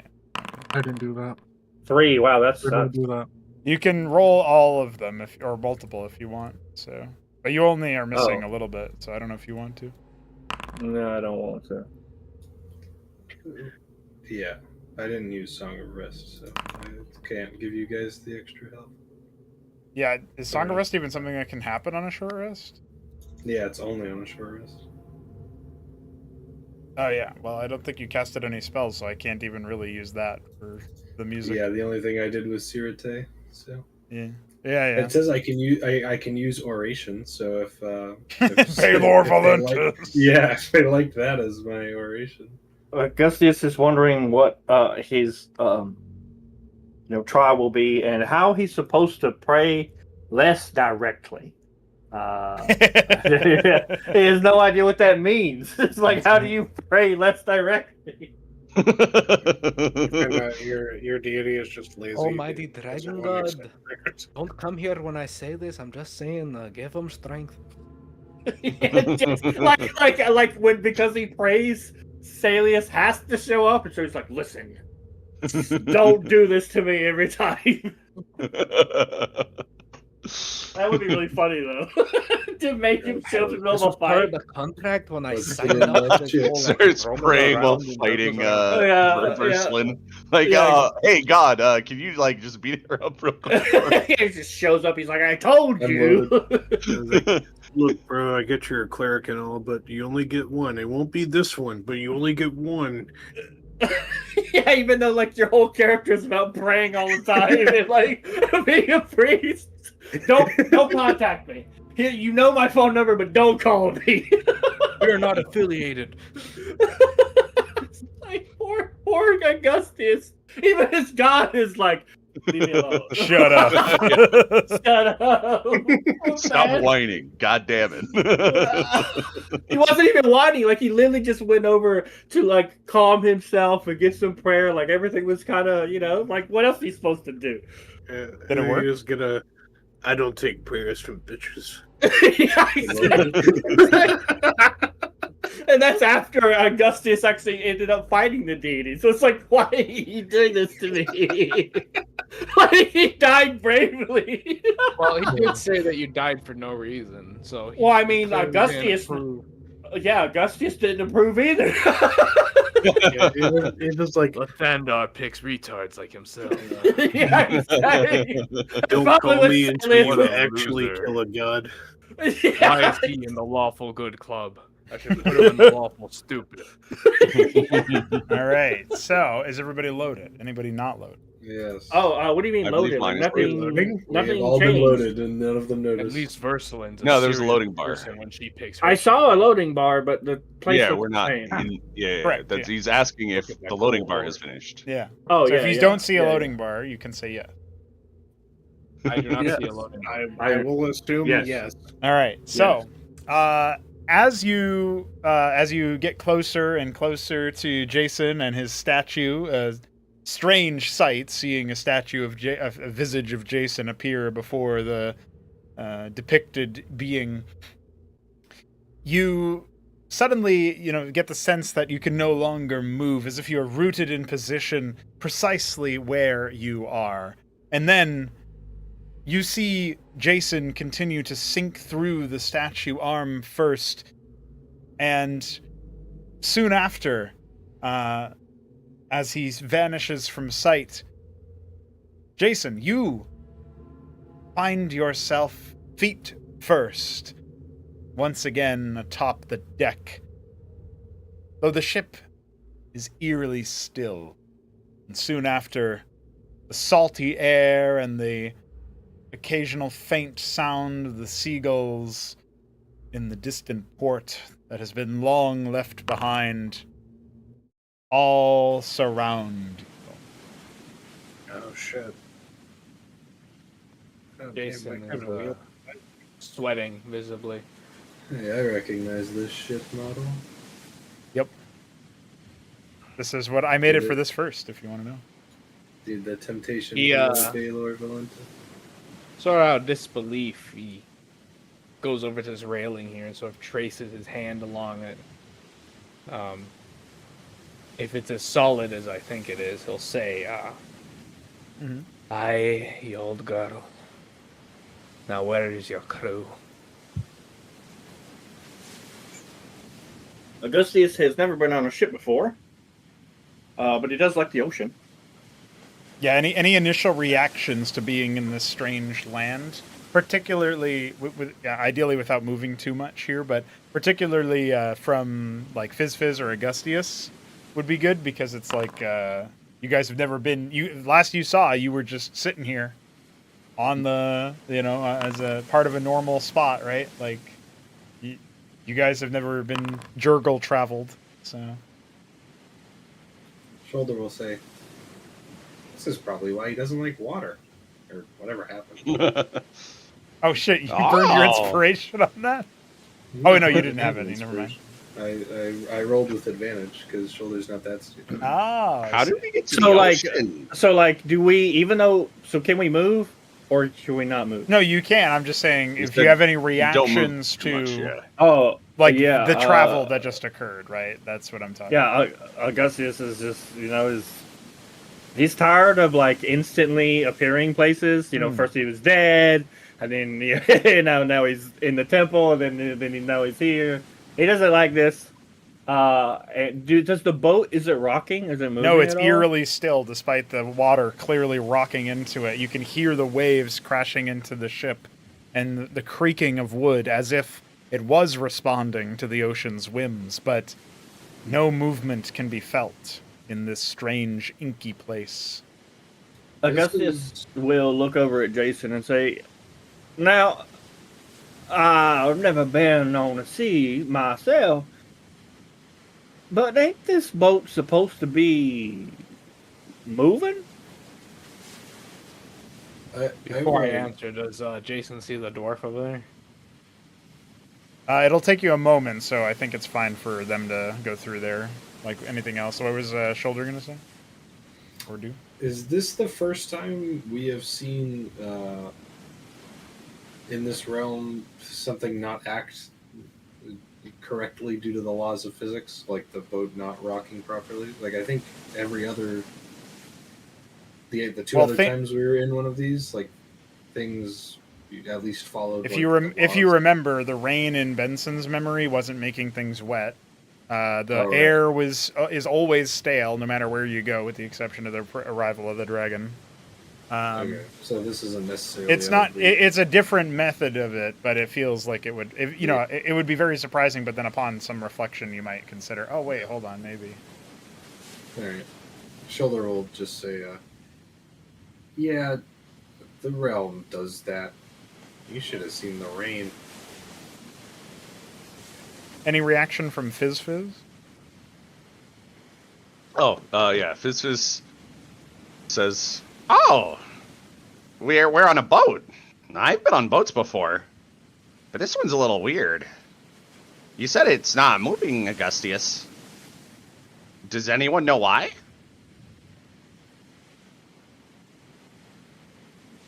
That's probably when you'll hear Shoulder explain that the realm apparently does that and reference rain. Oh. So because it's a dead boat, it can't move? That sounds about right. We'll go with that. Anything from Benson or Mithridates before we proceed? Mithridates will mumble that it's just like a dream. Benson is pretty curious, since I don't think he would have spent much time on the sea himself. So he is like, kind of like standing on his toes, trying to look over the side of the ship. What you see is like what you imagine to be Jurgle's realm's best simulacra of a sprawling blue expanse, unmoving waters that still feel as if they're being well, the feeling of movement is not there, but you feel like you could hear the waves descending upon the ship and the creaking that comes with that. On that note,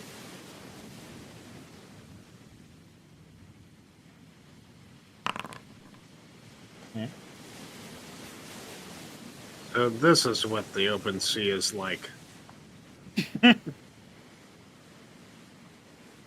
Jason, a familiar voice will ring out from over towards the ship's wheel. It's the voice of none other than Baelor Valentis, your dwarf captain. And he's hollering orders with purpose to his crew, rattling off names that you had not heard in, well, too long, really.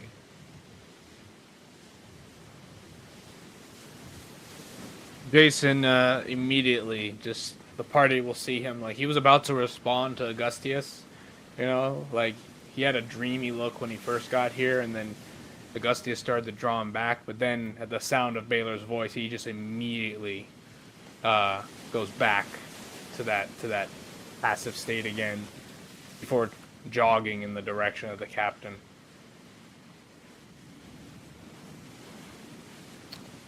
As you get closer, you'll hear him start to, like it's almost as if his voice starts to like fade away or trail off, and then he snaps his appearance directly towards you and says, Talani, I thought you were supposed to be here a lot sooner. Terrible waters, these. We're going to need to hasten our journey. Kalani looks at Valentis for a moment, uncertain, before stuttering out, "Hey, I Captain. Remind me, what's the destination?" Well, Jason, where were you headed when the Silver Lace met its fate?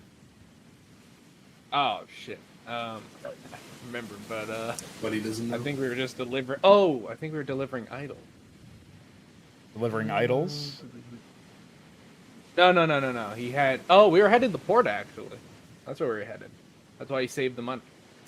The Ascendosaur port, or back onto another continent? I think it was a port of another continent. It's why it's so weird that he ended up in Ascendosaur. Mm-hmm. Or maybe it's like a nearby, like, I don't know, island of Isindesor, not mainland Isindesor, perhaps. It's not like you to hit the bottle so early. We're heading to the north. You know. You helped us secure this cargo. Now, I need you to take this missive, keep it somewhere safe in case we go capsize. And he hands you a sort of like crumpled piece of parchment that's been stored inside an equally crumpled letter with messy handwriting in Dwarvish. Jason takes the paper and holds it a moment while longer than would otherwise be normal as he really looks at Valentis, trying to figure out if this is really the guy or just some illusion summoned forth. Okay, you can roll an insight check for me if you want.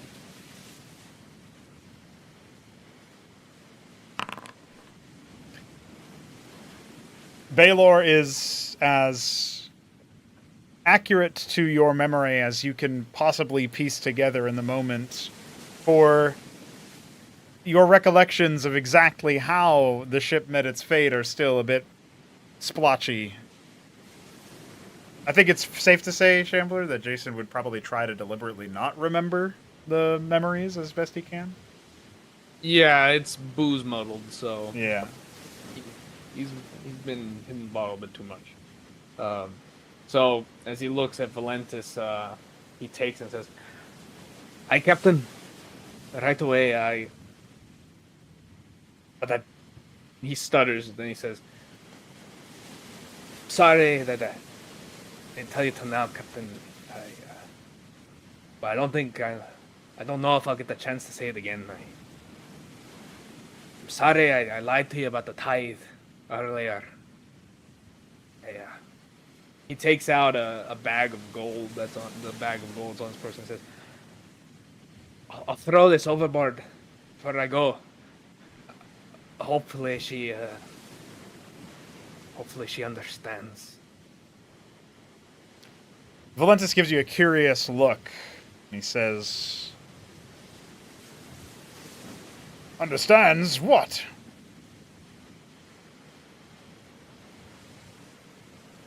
I didn't give up what was mine.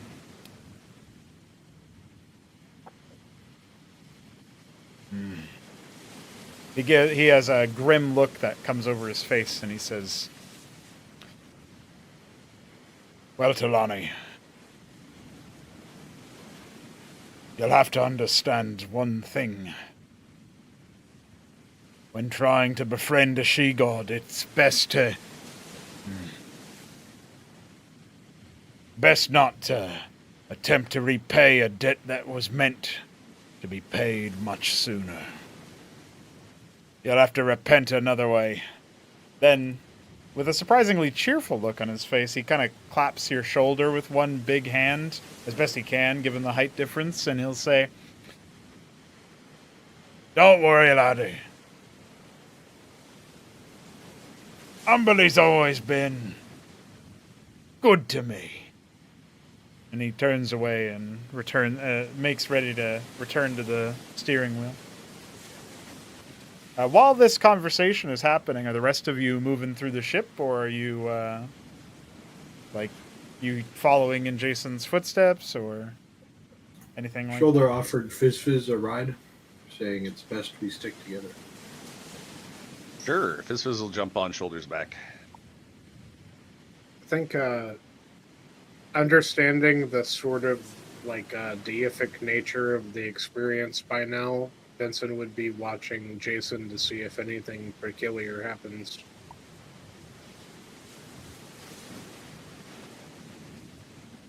That is also what my Taddeus is doing.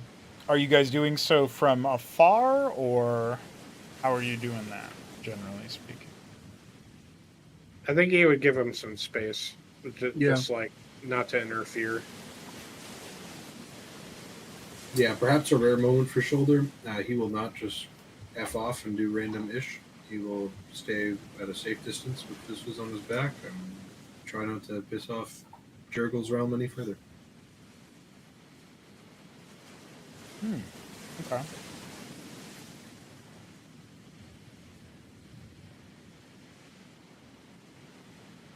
Alrighty.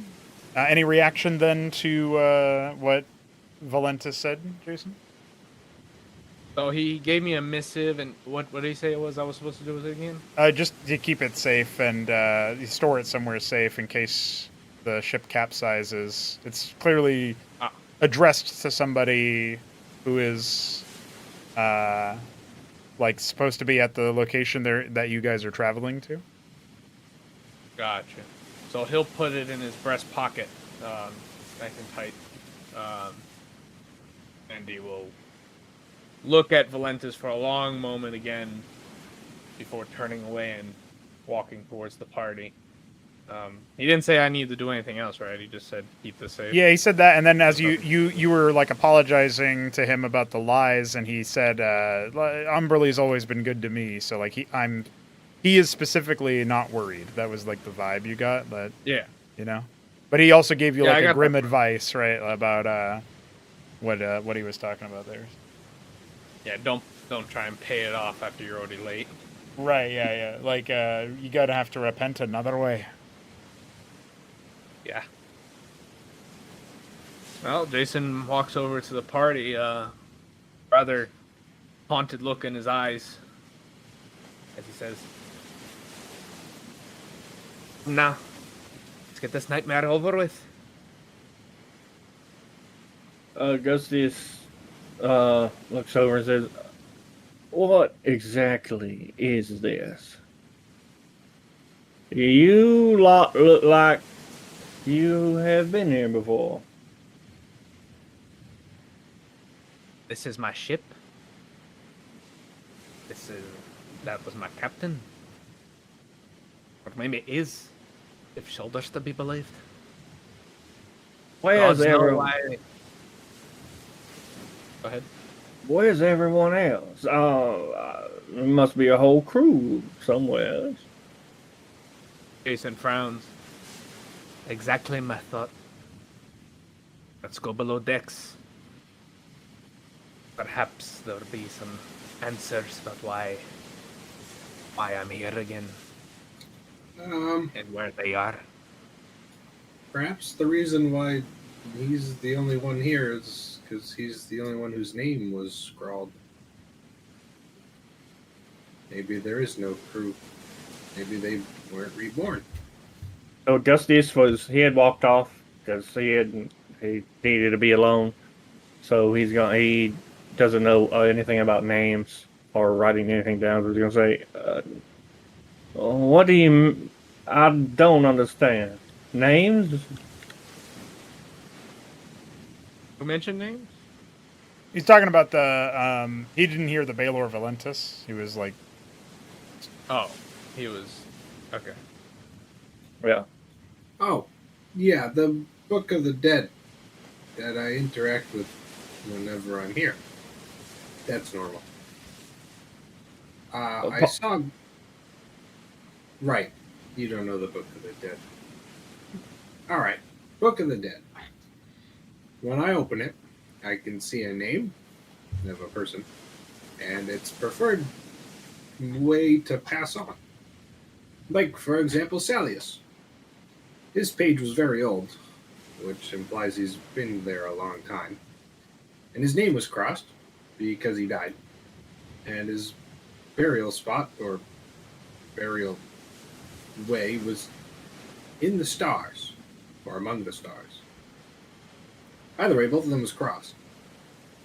The problem is that since Jurgle got his mind fractured, you know Jurgle, the people have been dying, but the burials have not been happening. That seems to be common, but then when I opened it this time, I saw the captain's name, and his name was uncrossed, but the burial wasn't, implying that he died, which would make sense here, and then he undied.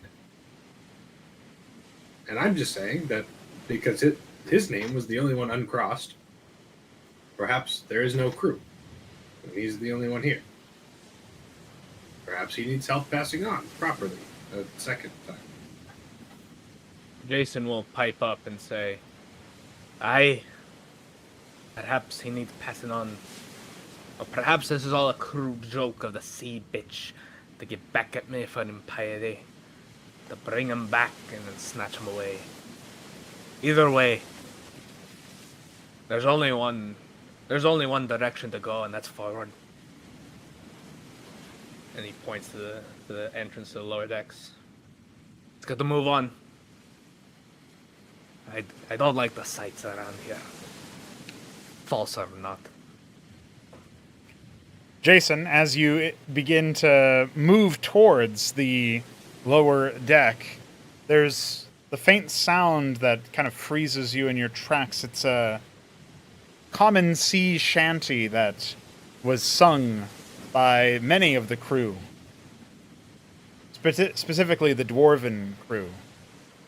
You swear you can even hear the captain's voice singing in, a rare sight, something that would very rarely happen, but yet you swear you hear it.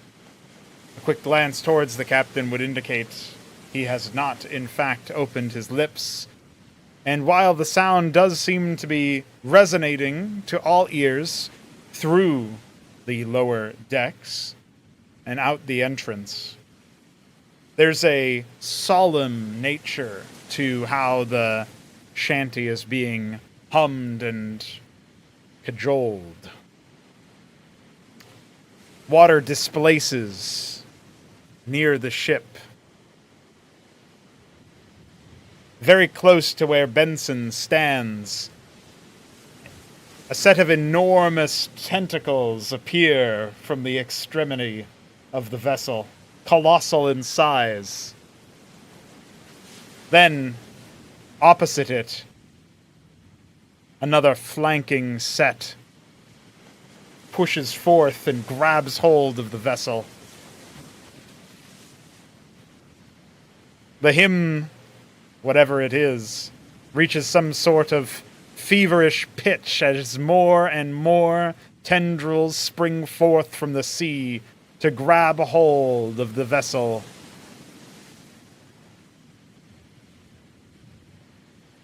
And then, rather suddenly, the source of the voice is heard, is seen.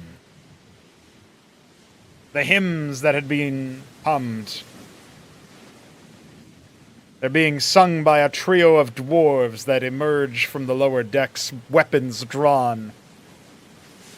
Jason will recognize, of course, all three crew members, but there's something about them that seems not quite right. And though they give no reaction to seeing Mr. Talani, they still move up deck with purpose.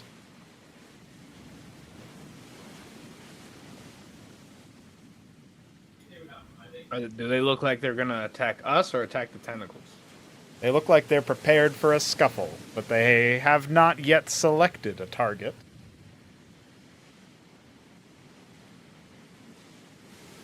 Jason will say, "Sea monster! Defend the captain!" A hearty chortle from the wheel, the helm of the ship, as Valentis cries out, The lad's right. Protect me, why don't you? I can still get us out of this wreck.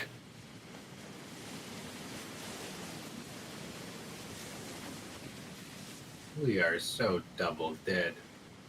Alright, so at that command, Jason will charge a tentacle. well, Any other reaction? Real.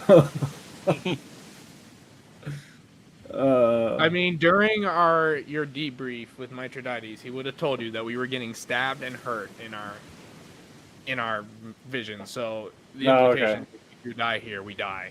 So oh, great. You have knowledge. I would rather not die again. It was bad enough the first time.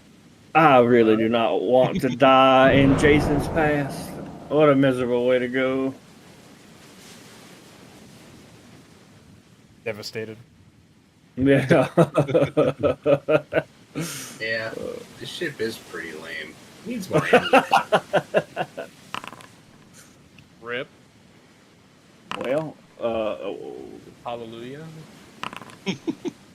What? rip. You think so? You were saying? Yeah, rip. Rip. Potato chip.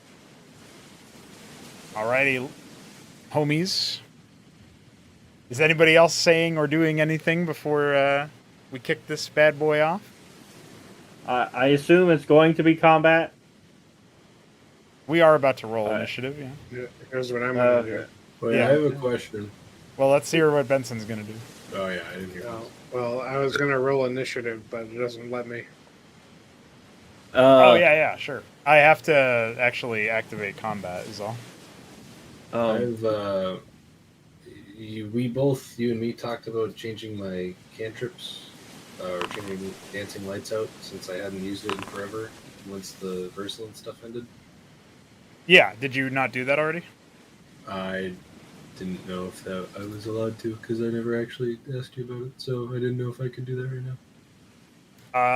Yeah, well, if you remember what you were gonna do, that's fine. If not, I guess you'll have to Yeah. do that while there's downtime between your turn or whatever.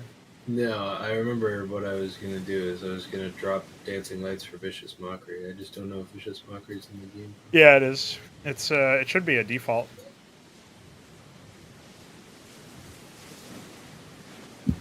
I feel like dying is enough justification to allow him to change his spell. Yeah, that's how I felt about it. Is this the ship from Divinity 2? Never mind. Are we under attack by the Voidborn or whatever? I don't even remember what they were called. That's This a is the generic silver thing. lace, the finest smuggling vessel in all of what the fuck my continent is called. He didn't come up with that one yet. Alright, that's the Hey, other thing I'm changing. The Void Alright, Woken. good. You can always call it Sercoge. Eh, Dude, can I use my last guidance roll on my initiative? sure. You're the best. Mid. Good luck changing that. Dirty mid. Dirty mid. Wow. There you go. Dirty nat one. I got two last yeah. time and I got one this time. Gotta roll mine. You're not pleasing your god. You gotta really help out, you know. Sos mes Well, dos. Look, it's not Augustus' fault. I rolled Sos those. mes dos. None of this is Man. Augustus' fault. Dude, there's only one Sos mestas. That's like 8. Yeah, there's only one octopus. It can't be an octopus. There's way more than 8 tentacles. All right, standing Yeah, side I by like- side with you, Jason, the first dwarf wielding quite an axe strikes out towards the tentacle. But the unruly thing whirls around just out of reach. With a curse, the man will produce his short sword and strike at it with that.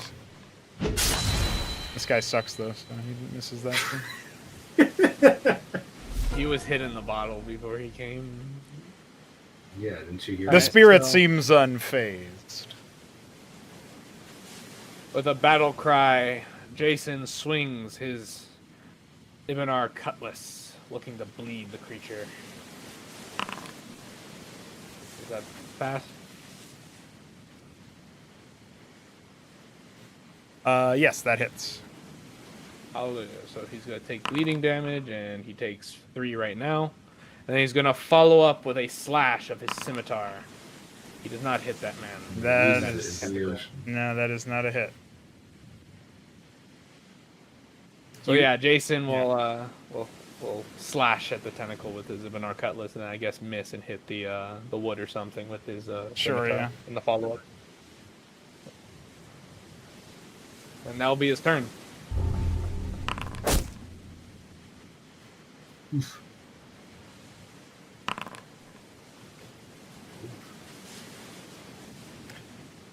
Jason, reeling from this bleeding, the tentacle lurches forward and strikes you directly for 10 bludgeoning damage.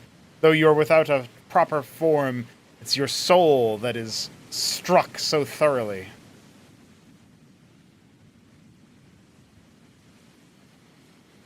Jesus.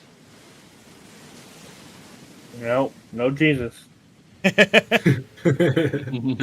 Nah. Not here. Not No, quite. he might be.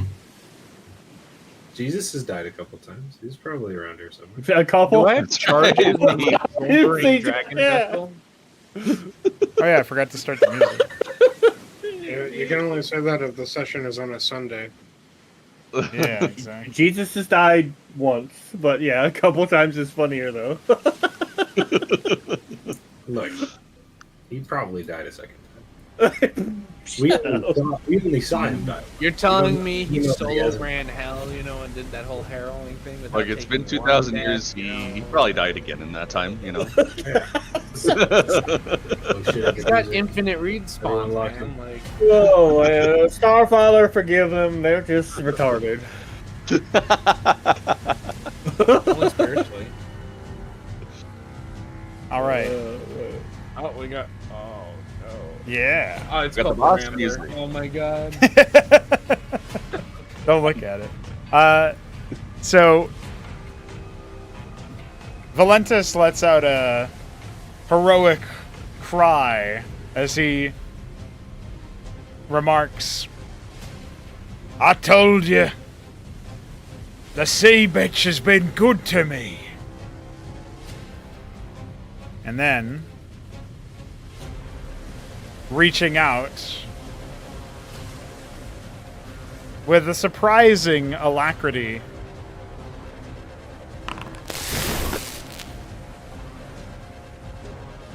lightning bursts from the dwarf's hand and strikes at one of the nearby tentacles. Benson, you are up. Okay. Benson will charge towards the nearest tentacle and slash out at it. Let's see it.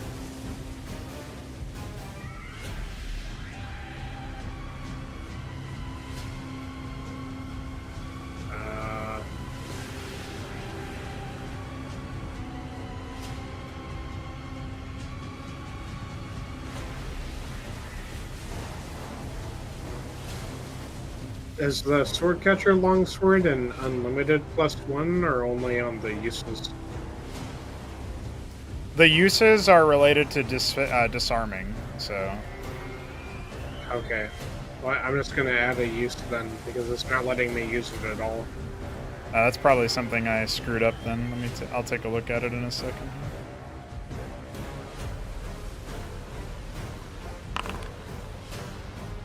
Oh, well, didn't hit it anyway. No, indeed, that does not hit. Wait, I don't get a bardic inspiration die from Alright, much the of this? tentacle slinks out of the way as Benson lashes at it with his longsword. And that is his turn. Wait, that's insane. What did you say? I get 0 bardic inspiration die back from a short rest. Like, not even 1. How many do you have total? I have 2 total, and I get all uses back from a long rest. Nah, you get one back. Mithridates, you're up. Your base. You're so base. That just means the boss is hard. Mithridates is going to get closer to the... How far am I actually away from the tentacle? It's just visual, so 30 feet, 40 feet, depending on which one you're striking. Okay, well, Mithridates will target the nearest tentacle and cast Witch Bolt. Hell yeah. I just tried to... I think I was looking at that earlier, and I'm pretty sure it's not... It's a shit. It's not working properly. I don't know why the cast action doesn't seem to do anything, so let me quickly take a look at the... Dude, that happened with Hex, too. Yeah. Oh, it's happening with spells that you can recast. for No, free. I don't know if that's... It's just because I'm using a cast action and that I didn't do something right, probably. So this is a... You're making a ranged attack, right? So we'll do an attack Yeah, roll. ranged attack. And it is ranged with a spell, and it is... What's which the range bolt on that? is 30 saving feet? 30 feet. is going to be range 30 feet. Yeah, that's fine. It's already done. Great. Okay, and then There's 1d12 on hit. 1d12, and that's lightning or thunder? What is that? Lightning. Lightning damage? And then on each of my turns, yeah. I'd just do 1d12 damage again. Yep. You reactivate it as an action? Is that how it works? Yeah. Okay. Alright, so if you open the spell up, there's an attack action now. Try that instead.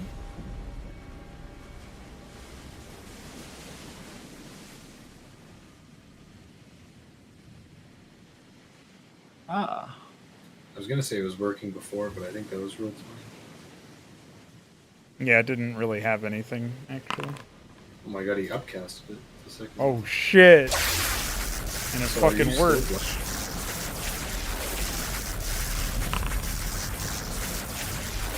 What is that noise, Lord? Wait, I don't think he's still- still. I don't think he's still blessed, but that did hit. So Yeah, it didn't matter anyway. okay. So that is 4 lightning damage over the same tendril that Jason had started to bleed.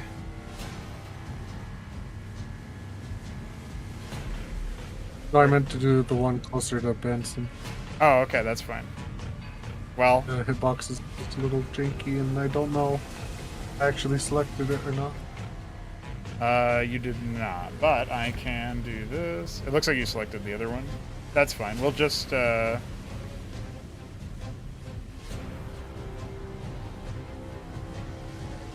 remember that it's pointed at the other one. That's fine. Anything else that you're doing for your turn, sir? That will be all. All right, Benson. I mean, not Benson. Shoulder. What's up? You've got Fizz on your back. Sure do.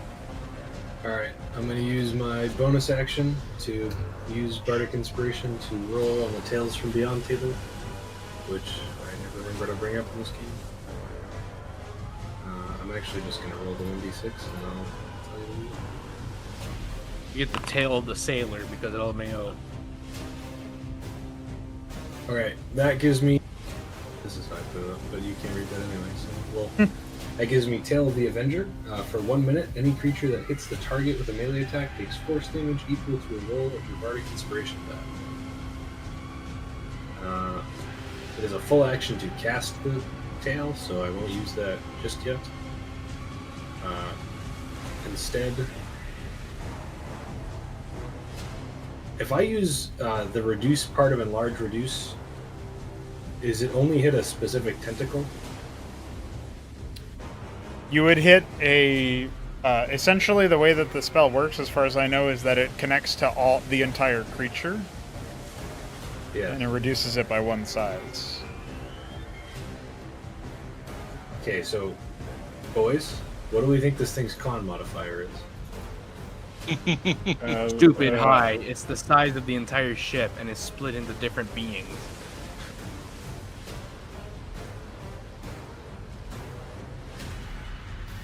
Yeah, he wrong. Alright, I'm casting reduce. Bloodlust. I'm assuming it is not a willing creature. It is See not that a DC willing 12 creature, constitution unsurprisingly. Show me a fail. I have to do it myself. Okay, yeah. Alright, so we are going to say. I actually don't know. Oh, yeah, okay, so.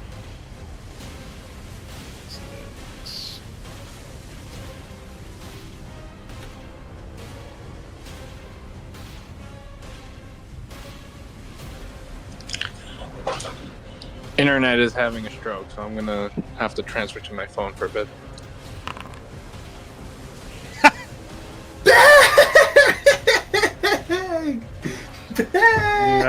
Very nice. Very nice. Yeah, how high is that con modifier? Not high enough.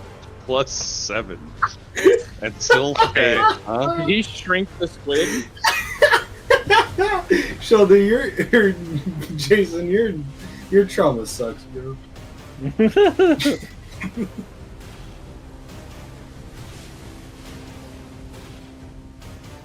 Looks like my computer, apparently.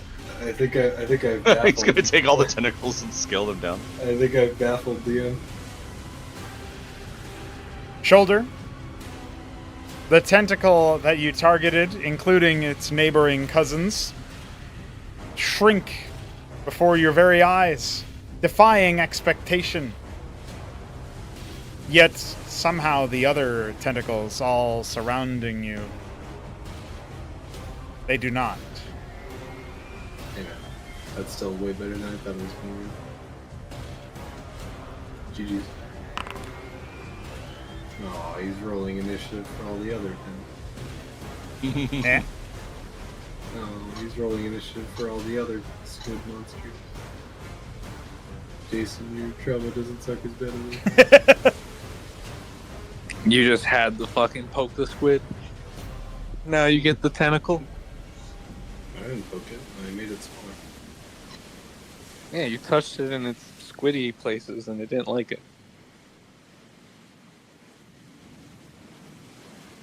If anyone poked the squid, it was you. It's your trauma.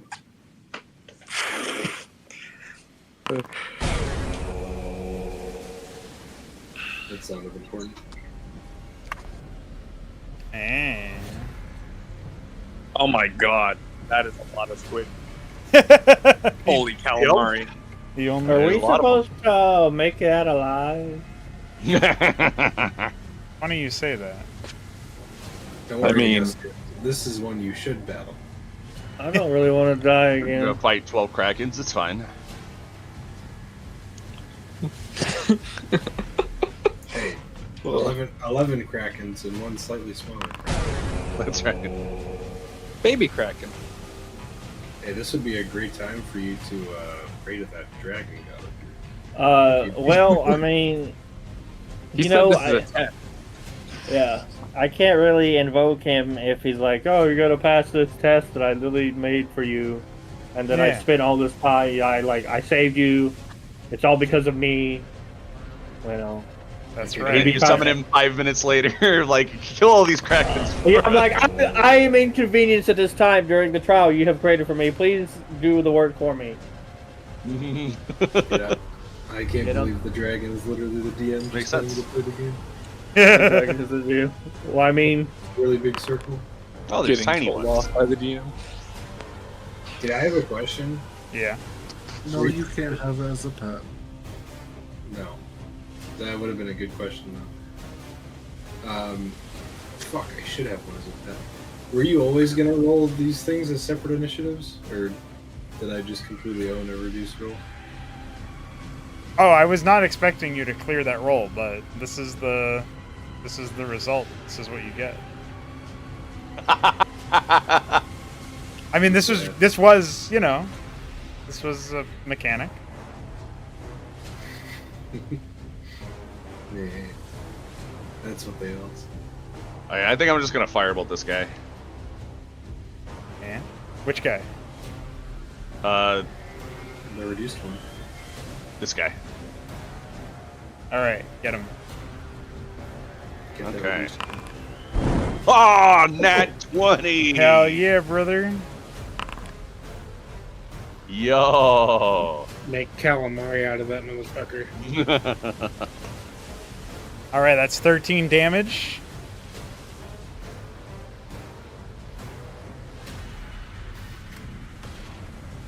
Your fireball scorches through the air, burning Jurgle's stale oxygen before everyone's very eyes. It tears through the ink that manifests as breathable air here and slams directly into one of the tendrils, setting it ablaze, and from a faint sight you hear the howling of a gargantuan creature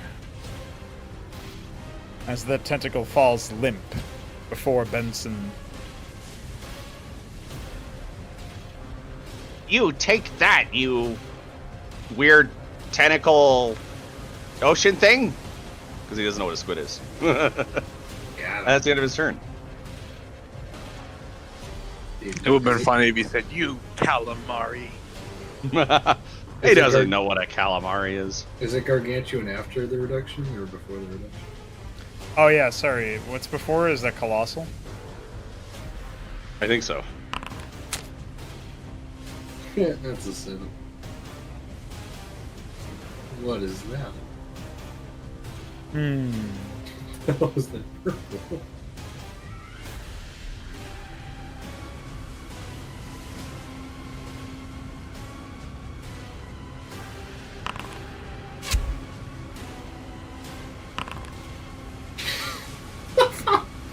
He Unbelievable. gets 0 bonus to the attack roll.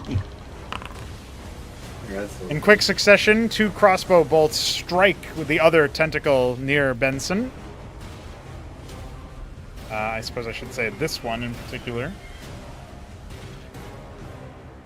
Then the sailor responsible shimmies a bit closer. You see daggers on his person, and he seems ready to use them if need be. Alright, Frog, get Telthane in here. Well, don't you remember what he said? Yeah. Alright, Frog, go eat that squid. Let's take a look here. Ah, yes, of course. How could I forget?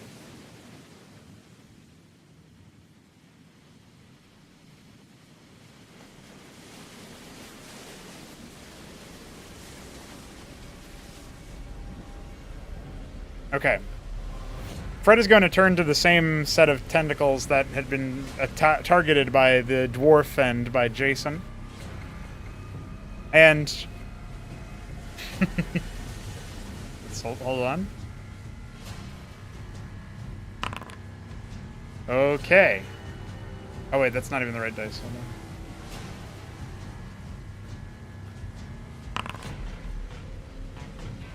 on. Okay. So... Fred is going to open his maw.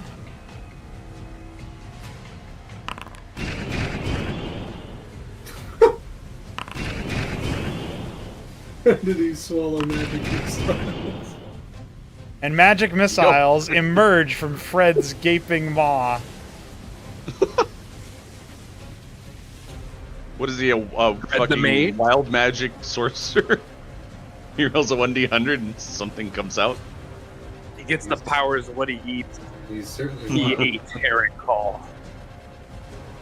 As the projectiles strike the tendril, it succumbs to its bloody wounds and falls limp before the sailor and before Jason.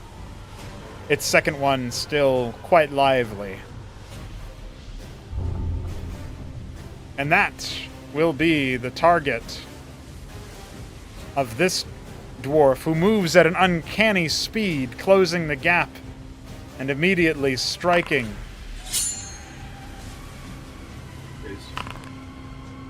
There's...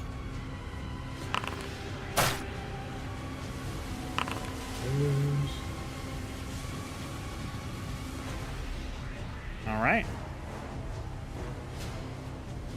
That tentacle's not looking too good either. Okay, Augustius.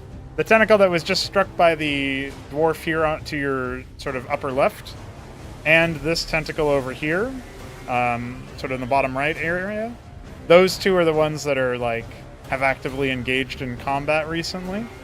There is also a pair of giant octopus that have arrived on the ship through some magical manifestation, and they seem pretty interested in attacking Baylor. Yeah. Well, Augustius is not very helpful here, unfortunately. He is not going to have a great showing. Yeah. Big suck. Oh, you got spell slots. Yeah, I can cast Guiding Bolt 1. Save the captain. Yeah, that's what Augustus was going to do.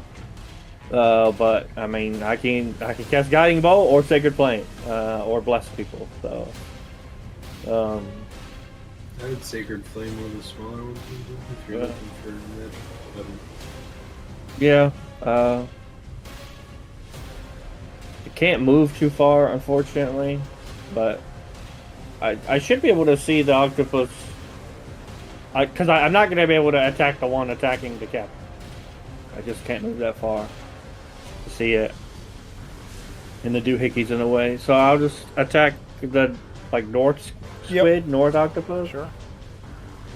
With Sacred Flame, because God knows I might have to use one of my spell slots. So,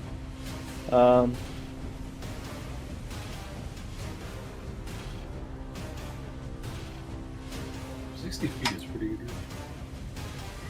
now, yeah, I do 4 damage if it doesn't roll.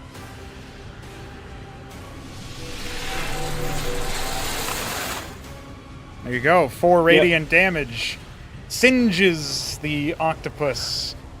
And you swear you hear a faint growl of Salius in the process. And then he's also going to move. I was here. Where's the ruler? There's the ruler. I was here. Move 30 feet there. There we go. And that will be his turn. Very exciting turn. Very quick turn. There you go.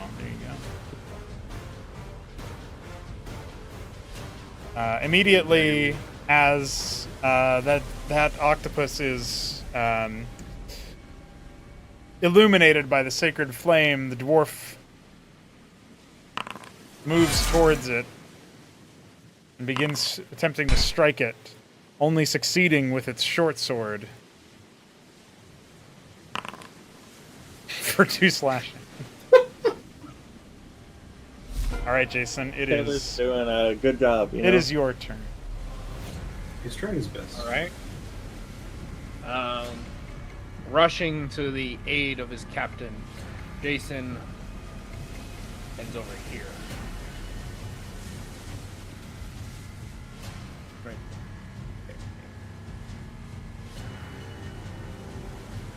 And then he's gonna pass. Well, he's gonna look within himself,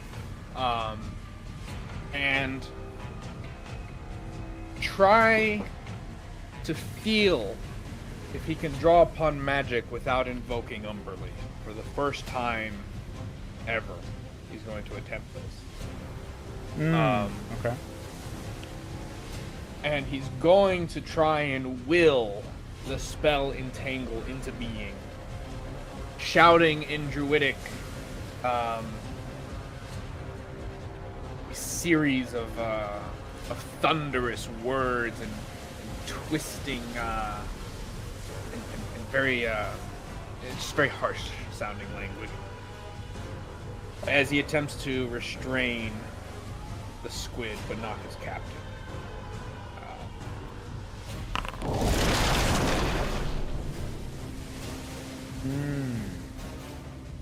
Unlike earlier, where it was a bunch of coral and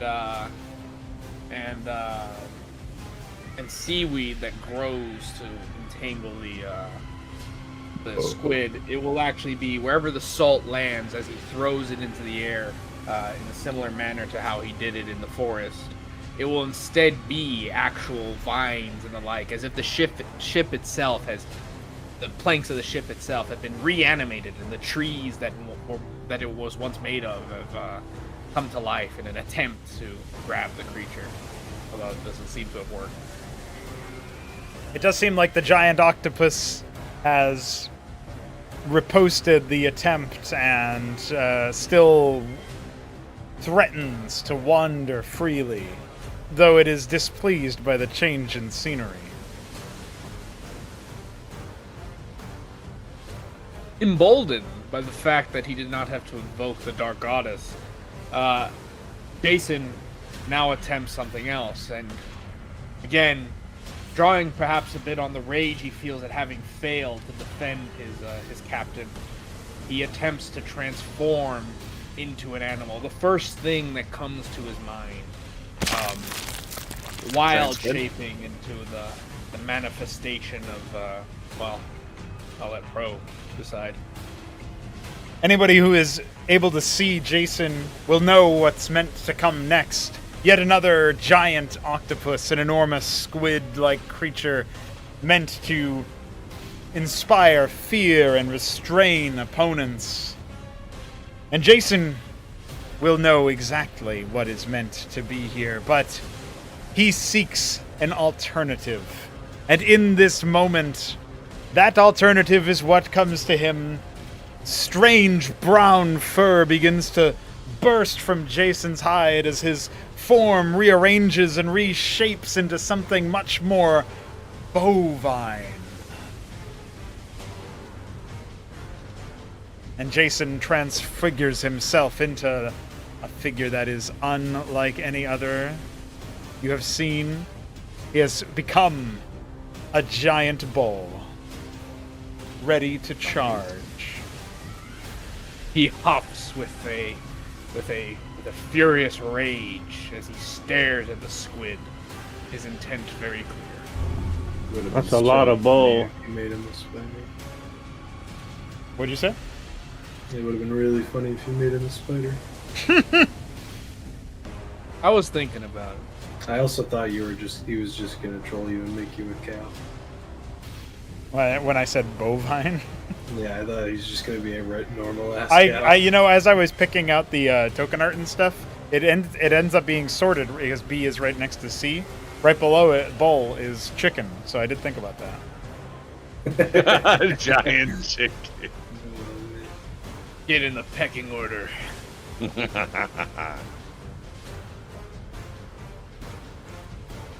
Oh, no, it's not my turn. I ended it. What'd you say? I thought I didn't end my turn, but I did. Oh yeah, you're all good. Who the fuck's the stack? All right, so the captain marvels at the sudden changing of the scenery, and he looks to the octopus next to him and says, "Methinks you need another go." And summoning winds of great seas with his very palms, he claps them together.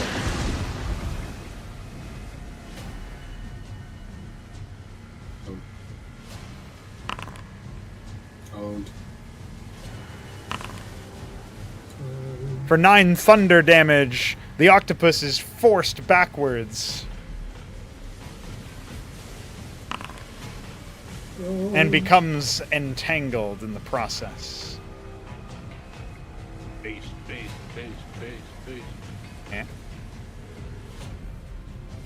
All right, Benson, son of Ben. You've got a tentacle over here that's still kicking, but the one in front of you has been destroyed by Fizz's fireball. Alright, without hesitation. Yeah, it's slightly smaller. Yeah, it is slightly smaller than you used to see it, because, you know, +7 isn't enough. And then rushes over and takes a swing at the tentacle. Hell yeah, brother.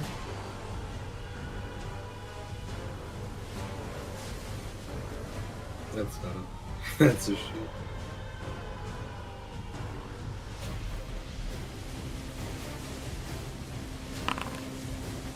Dirty 20.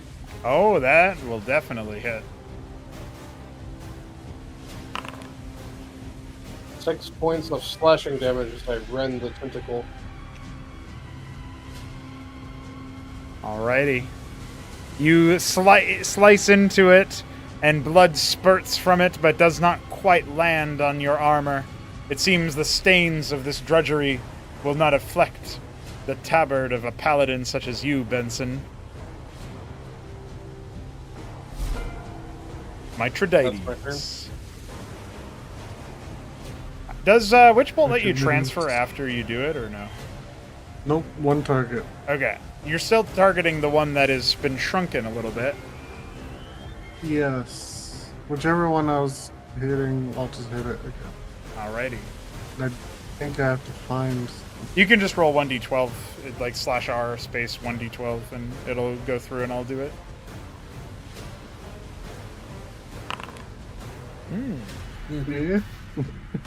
Oh, okay. So that actually is enough to bring that tentacle that Benson sliced into down for the count. Only one remains on the opposite side of the ship wall for this particular shrunken aspect of the beast. Even a 3 still hits. Shoulder, where are you taking Fizz Fizz? There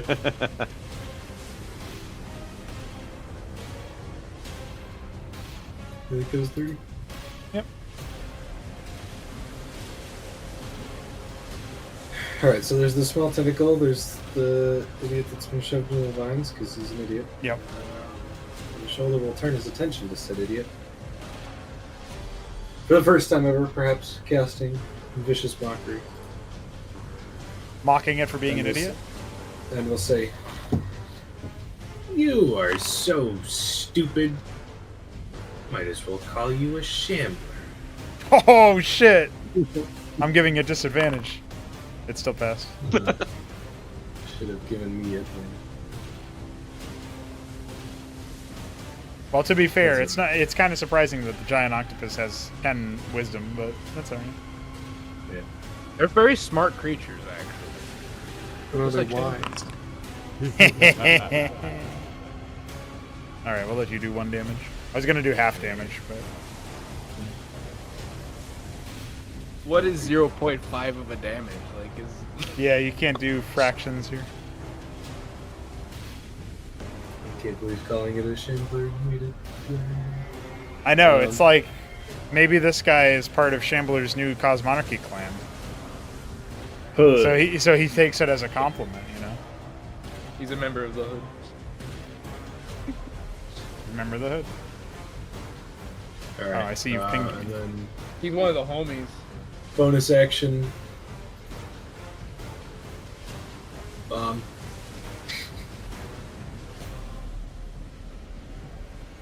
Oh, shit. Who are you throwing it at? The same thing. The shambler. Not the shambler, but the shambler. Not the Shambler, but the Shambler? Okay. Alright, in that case...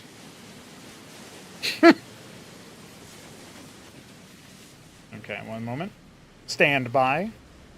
I heard somebody say that once.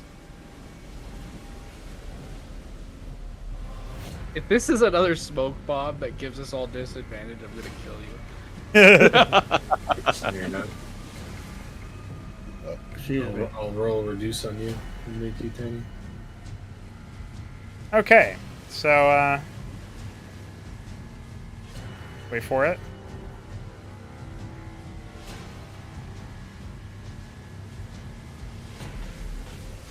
Can you roll the attack roll for me? Perfect.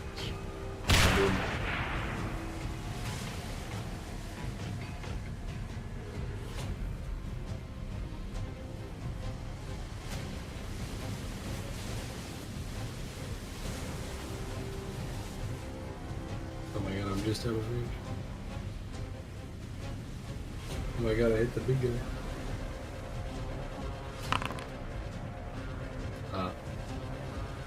That's not cool. Giant octopus is using a scroll of fireball. Holy shit. That's not cool. It's using That is 2 cool. fireballs.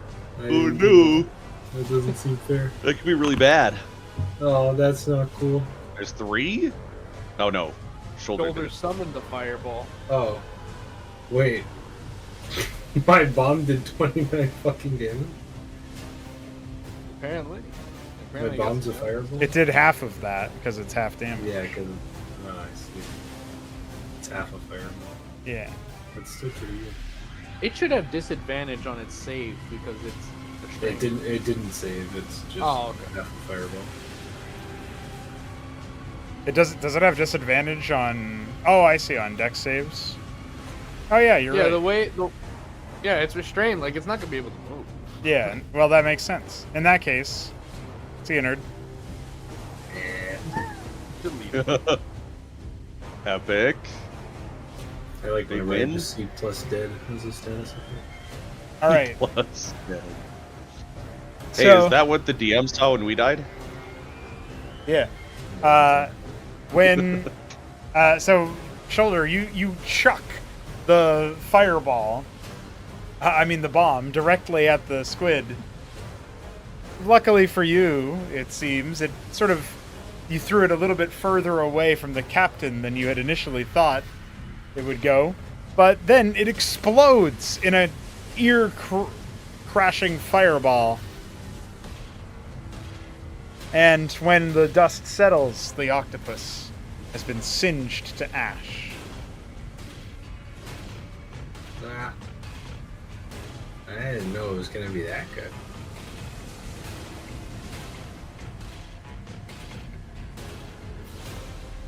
There he goes. Who's that over there? Do you think this guy's hitting with disadvantage? I can't fucking. I'm an asshole. What the hell? That's what you get. Honestly, that guy's an asshole for that. It's true. Dude, I'm so glad I have vicious mode. I get to call people the shambles. That's 10 bludgeoning damage to Baylor, who looks a bit beaten up after that, but still standing just fine.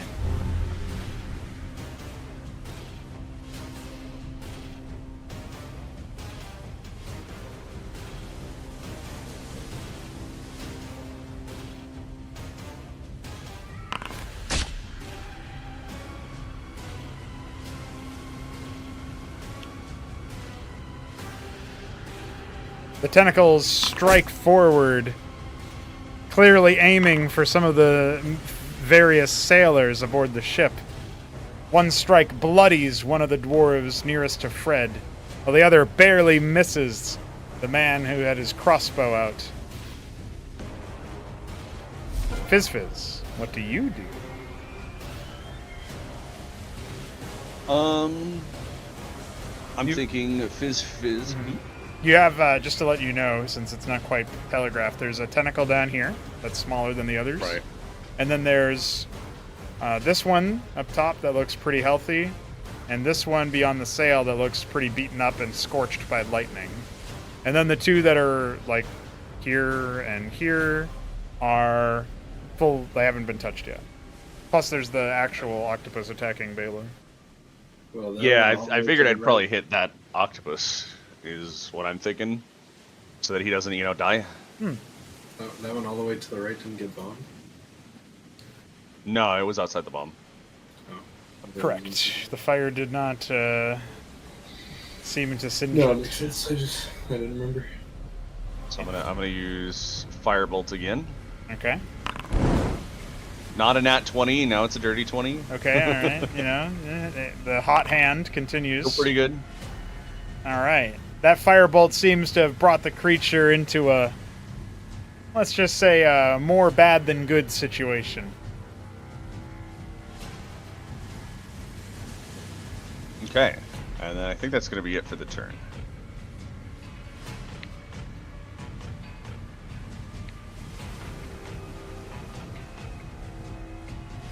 There's another attempt here from our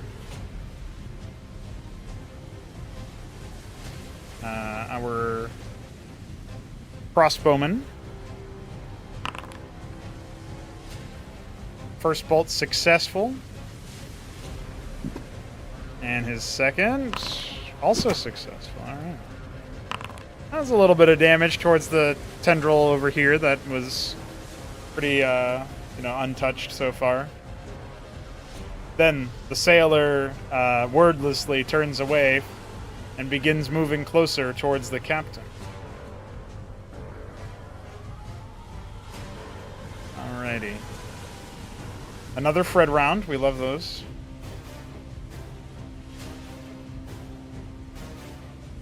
I like that every time. The idea is that every time he casts something, it goes down by 1 dice. So instead of 1d100, it's 1d99. Well, that's not quite how it works, but yeah.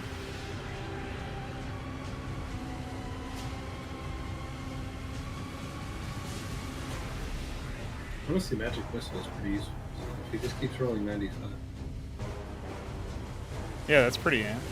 All right, hold on. I gotta grab one thing here.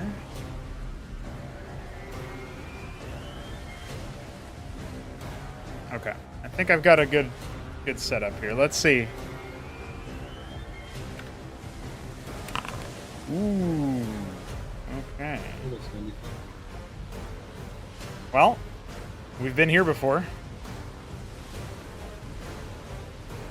More magic missile? Oh my God. That's pretty good. Indeed it is. Another set of magic missiles appear from Fred's maw.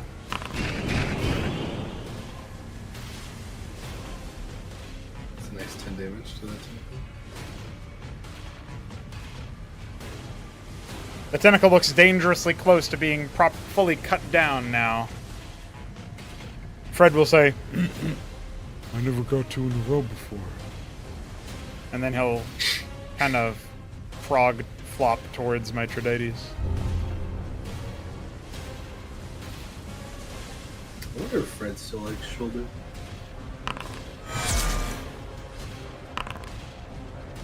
Okay.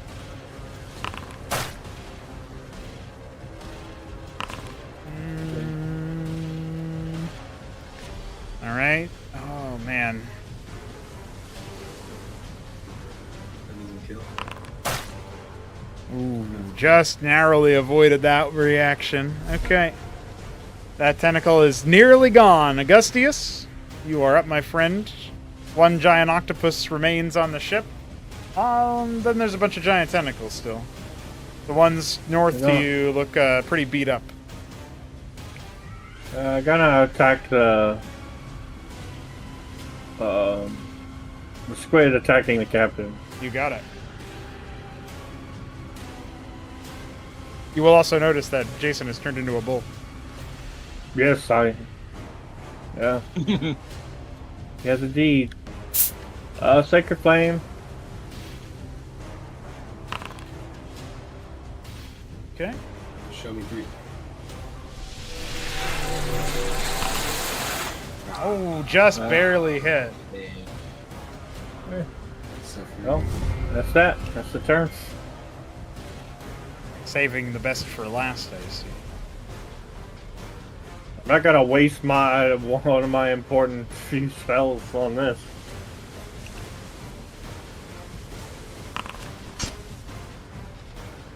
This guy needs disadvantage more often. All right. Jason, you're a bull. What do you do? All right. So, taking a step back in preparation, the giant bull gets right up next to Augustius for a second. Its huge hooves stamping a bit too close for comfort, perhaps, for the small, almost said draconian, but it's a kobold. And then he's going to charge at 20 feet to attack the squid that is on his captain right now, to try and gore it with his horns. And that should give me like bonus damage or something if I read that correctly. The target takes extra slashing damage, and it requires a saving throw to be knocked prone. Oh, awesome.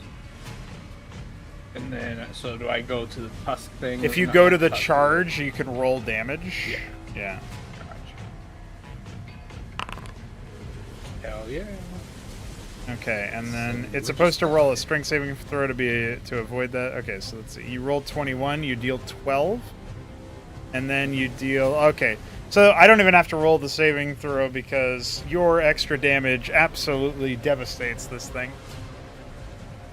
And I say that I gore it head on and I throw it into the air from my horns.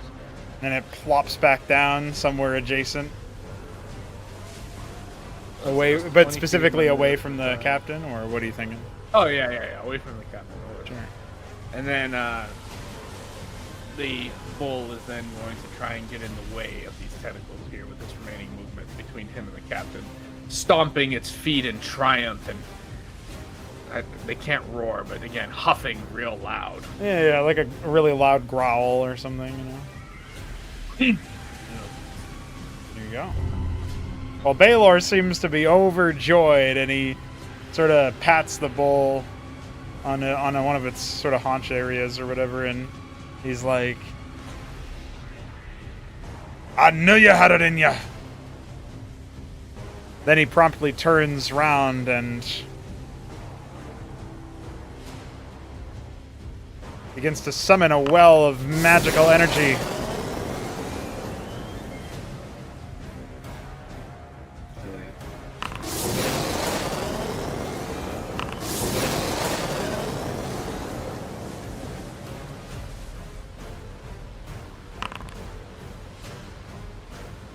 Oh.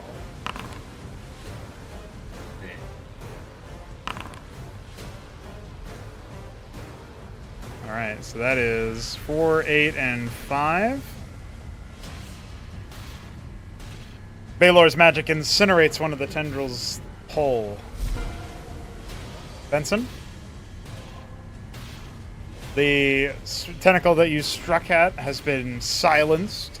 To you, it probably looked like your slice did it. There was a little bit of assistance from Mithridates' magic. But, you could choose to let Benson believe that it was just a slightly delayed reaction from his blade.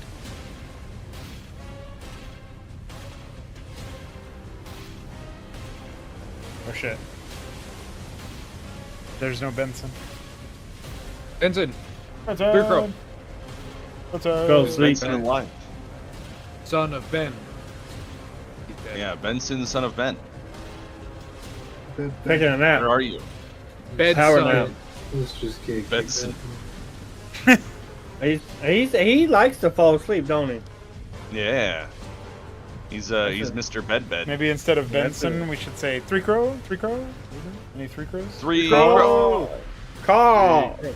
Three crow. Caw. Oh, he speaks in a language he understands. Call. Caw. Hola, señor Three Crow. Three crow. Oh shit, he said language and then we heard the other guy.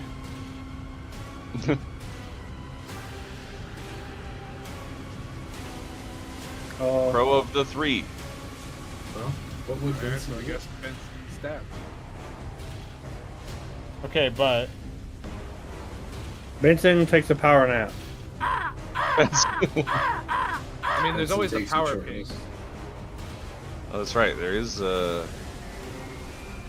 Discord can do what we cannot. That's right. Y'all remember MSN or Yahoo had the nudge function? yeah, Like make a really loud sound. I'll do 8 of them. Real old heads remember. This is gonna keep going. Oh no, Benson, you critically whiffed. Aw, It's all right. shit. It's not the right weapon. You used the wrong weapon. Yeah, I thought about that, but it doesn't. It's the same rules. So. I tried. All right, It would still be Mithridates, a you're no. still awake. What do you do? Mithridates will Eldritch Blast the first thing he can target, which I don't know what's still what. With 120 feet, that's like every. If you want, so you still have your witch bolt connected to the creature that has a third tendril that Benson is attacking from the Okay. other side of the wall. So you can do that, or you can Eldritch Blast that same thing. You'd have to just do the- move to where I'll do Benson the is. a little Witch bit. Bolt. Okay. Yeah, that's easy. You can do that from where you are. Ooh. Amen. Well, despite whiffing, Benson is going to probably think he killed that one too, because that just collapses before his very eyes. You hear the catatonic sounds of the colossal creature radiating through the sea. Shoulder, what do you do? All right. Which tentacle or which creature spawned the giant octopus that just got gored? Was it this one? You don't know that information. You surmise it's the entire creature. All right. There aren't actually multiple creatures, which is looks like that because absolutely ding donged by shoulder. Absolutely what? Ding donged by shoulder. Ding dong. Alright. With that, shoulder will target a tentacle. And he'll vicious mockery once again, saying, "Ha! I bet your son just died from a land animal." Max damage. This is. Aww. Your roasts aren't that high today. Well, We are it'll in take half fighting damage. mode. That's 2. And what do we do now?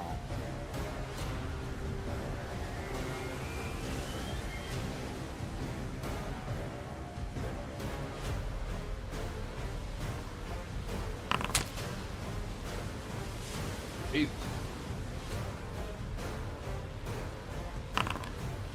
All right. The next bludgeoning brings the sailor to his knees. Strange eldritch magic seems to furl around his body. Wordlessly, the man seems to dissolve into a skeletal shell of his former self. Oh, that's not cool. Retrieving Get his that axe guy and his shield, he'll look towards the giant tentacle that slaughtered him, and then towards the party with what you imagine must be menace in the hollow sockets.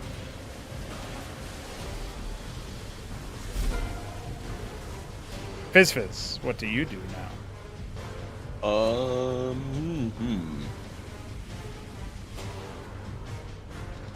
I guess Fizz is probably going to target this one up here. Yeah, the one in the back?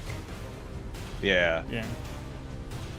since that's like the closest one. Yeah, one of those got entirely singed. The other one is fully, hasn't been attacked yet, basically.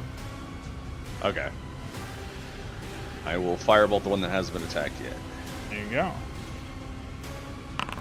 Can't miss. It's impossible. No, I seem to always roll very high. Don't jinx it now. All 4 right. damage. Okay, that's another blast from your firebolt there, Fizz. Yeah. That's going to be it for the turn.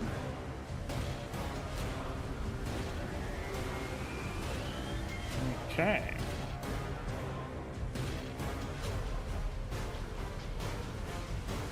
Let me just quickly take a look. A bit more urgently, the one with the crossbow begins to let bolt after bolt loose.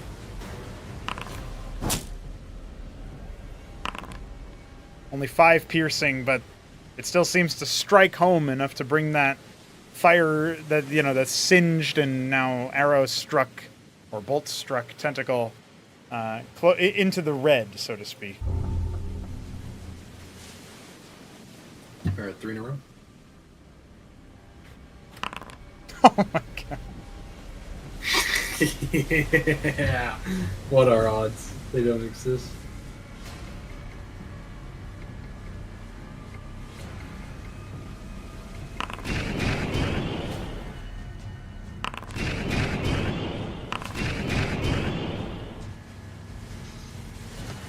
Fred is an artillery piece. Dude, seriously, what are odds? I know, yeah, it's kind of wild.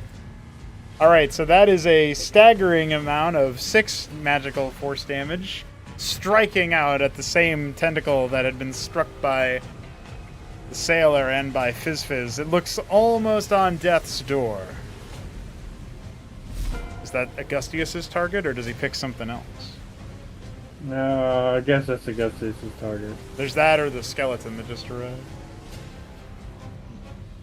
Skeleton is, definitely something a cleric likes to deal with. Yeah, so I guess we will target the skeleton. Get that radiant damage boost. The Bro. skeleton.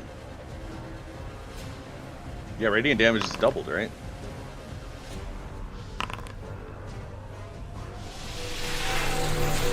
That's a Ooh, he fail. critically fails. Does that mean it deals double damage? That's a scorcher of a hit right there. You sense that the creature is barely staying alive now. Well, as alive as it can be as a skeleton. It's a bit. It's as if your radiant damage just shattered its bones and made them weak. All right. Augustus got the quickest turns. Y'all don't even know.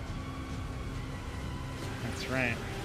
Lightning This speed run turns turn. Fairly quickly. Or no, if this was shoulders turn. Bang. Be fun. It's great strikes or attempts.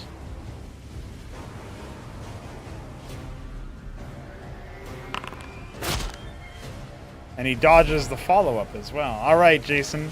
You've got one almost dead tentacle and one full health tentacle to the, like, northwest, if you will. And then there's one that's almost dead down here as well. Well, I'm gonna drop the concentration on the entangle because now it's just in the way of that difficult terrain. And so I think you would have seen the skeleton from where you are as well. yeah, but I can't reach that. Yeah. Close, but no cigar. Besides, he's not leaving the captain. So Jason is gonna.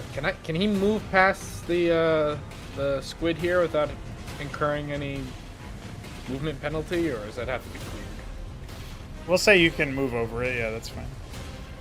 So stepping over the squid, Jason's gonna line up a shot at the wounded tentacle that's closest to the captain. Then he's gonna charge that 20 feet and attempt to gore it again. All right, perfect.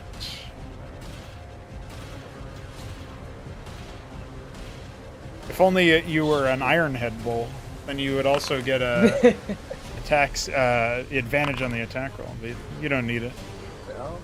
But I can restrain people and then become a bull and charge them. True. Human form, and then You want to do the what do yeah. you call it?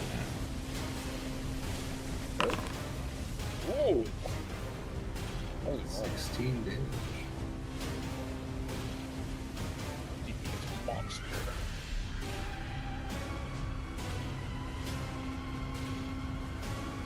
All right. In that case, that is a staggering amount of damage that utterly devastates the. Oh, I think I applied that to you by accident. Jason hits his head on. Yeah. Utterly devastates the last active tentacle from this creature, and the limp things slowly recede into the sea. Righty. And then with his remaining movement, a piece of. Can we say that Jason, when he reared back, he tore off a huge chunk of the calamari, and it's still stuck on his horn as he heads back to the captain. Let's see. So I moved 10 feet, and then another 20, so it's 30. So I have 10 more movement. 1. Alrighty.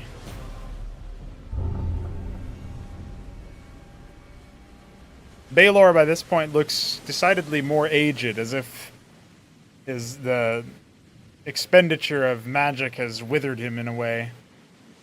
But still, with a pleased look on his face, he raises another hand and points in the direction of the last tentacle in this area.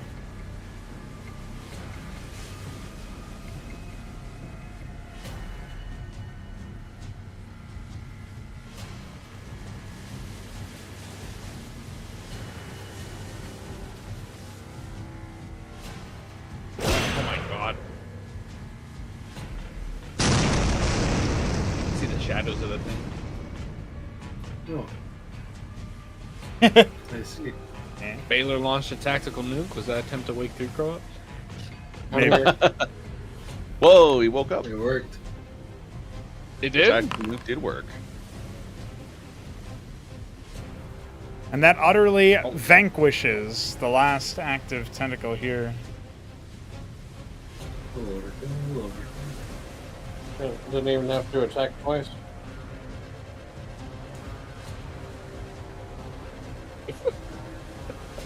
Guys, don't kill the skeleton. I have such a good disline. Your neck. Did you call him a bonehead? No. All right, well, Benson, since you're awake now, Maybe. you've witnessed now 3 separate of those tentacle sources and creatures. You've witnessed them, 3 of them withdraw from the ship. There's more to be done elsewhere, but you get the sense that the tide is turning in your favor. What do you do? So is the little octopus an enemy here? Yeah, they're all dead. That one doesn't have the big skull on it for some reason. but- Oh, I see.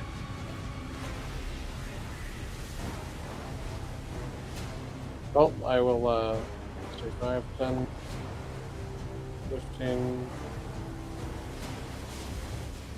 Oh, well, I couldn't make it over there if I wanted to, so I guess I'll take out my short bow and fire an arrow. Okay. There's one that looks pretty beat up over there that you could probably take aim at. Ooh, just barely. Nice. See that damage. 5 Alright. points of piercing. That is enough to just about break the hold of this particular part of the creature on the ship, and it too slinks back into the sea. And my trades. Oh, my Tridites, you still have your perpetual witch bolt? Oh yeah, I gotta just delete that. You just have to stop him from concentrating. Was it The original one's dead anyway. Nope. Still. Is ready for phase 2? After we beat the rest of the tentacles. Oh yeah, there's Please, definitely no. a phase 2. He gave me 2 full charges of being a bull. Like, Alright, now that That's we just how finished that works phase 1, for we druids. all have to turn on Shambler. And what? Mess with the bull and you get the horns.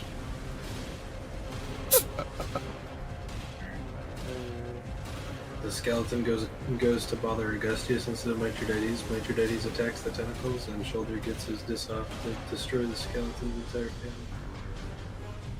Eh? That's the division.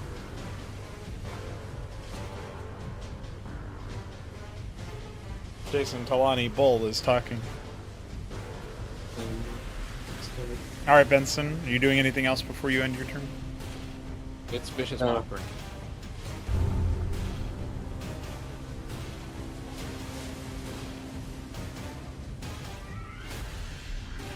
Augustius, the creature takes aim at you. It's got a light crossbow in its skeletal grip. And it will stain your soul with 8 points of piercing damage in response to your wanton aggression. Then it will begin hobbling in an opposite direction. Don't I? My AC is 16. Correct. So it just barely Yeah. passes. Yes. Yeah. Oh, right, yeah, okay. Who you Eldritch Oh. Blasting, son? You getting that skeleton? Oh shit. The skeleton. With Skeletony is still dead. See that damage. Well, you give it a bit of a haircut if it had any hair. I'm inspiration. No, I'm not. I'm starting to think Warlocks suck, because, every time you Eldritch Blast, it's not very good. It's high I need variance. more feats. For To be make fair, up for there's that like a later. bunch of Eldritch Blast invocations you're supposed to take to make the spell like fucking insane. Like he Yeah, has if the you spear, but Do I get full 30 or is it 25 because Fred and Benson are in the way? Fred is a willing creature. It doesn't really matter either, but it's fine. There's also like At 5th and 11th level, you get another attack. So, like 11th level, you can do like 30 damage Shoulder. or more in a round. Once That's again, 11, level 11. We're never gonna get there. So casting vicious mockery, saying, "Never before has a head been so hollow." What damage. got him. Hey, eventually, if you tickle him enough, he'll die. Oh shit! It's double damage. 2 damage. Yo. You just laughed that man's head to death. Owned. Are those tentacles gonna come over here so we don't have to spend 5 turns getting to them? Or? No.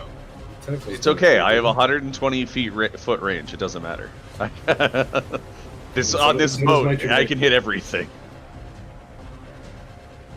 As the skeletal remains of the other dwarf sailor crumble under the mocking weight of Shoulder's insults. Yeah, this is a much better bargain. I'm so glad I did. Baylor seems displeased. His brow furrows. And he looks in the direction of his now fallen crewmate and says under his breath, "What the blazes has he done that for?"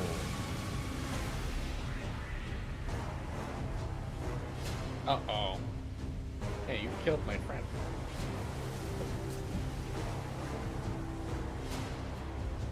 Oops, that's not what I meant to do. A strange energy seems to thicken in the air. No, this is phase 2.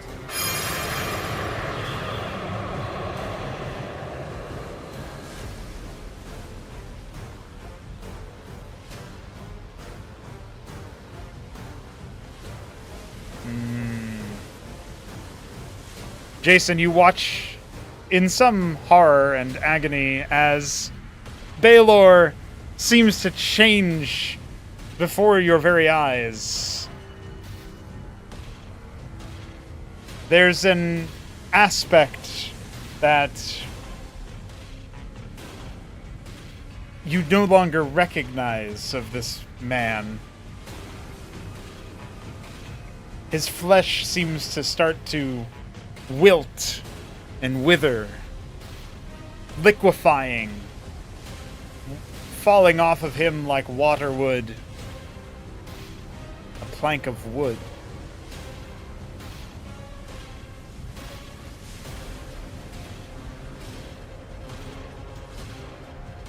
And then tentacles spring out from inside his sunken chest and grab a hold of his limbs as if puppeting them.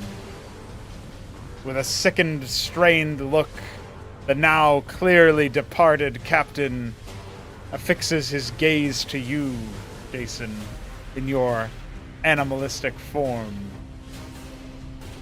and raises a saber. The sea beach was a little too good to me, laddie.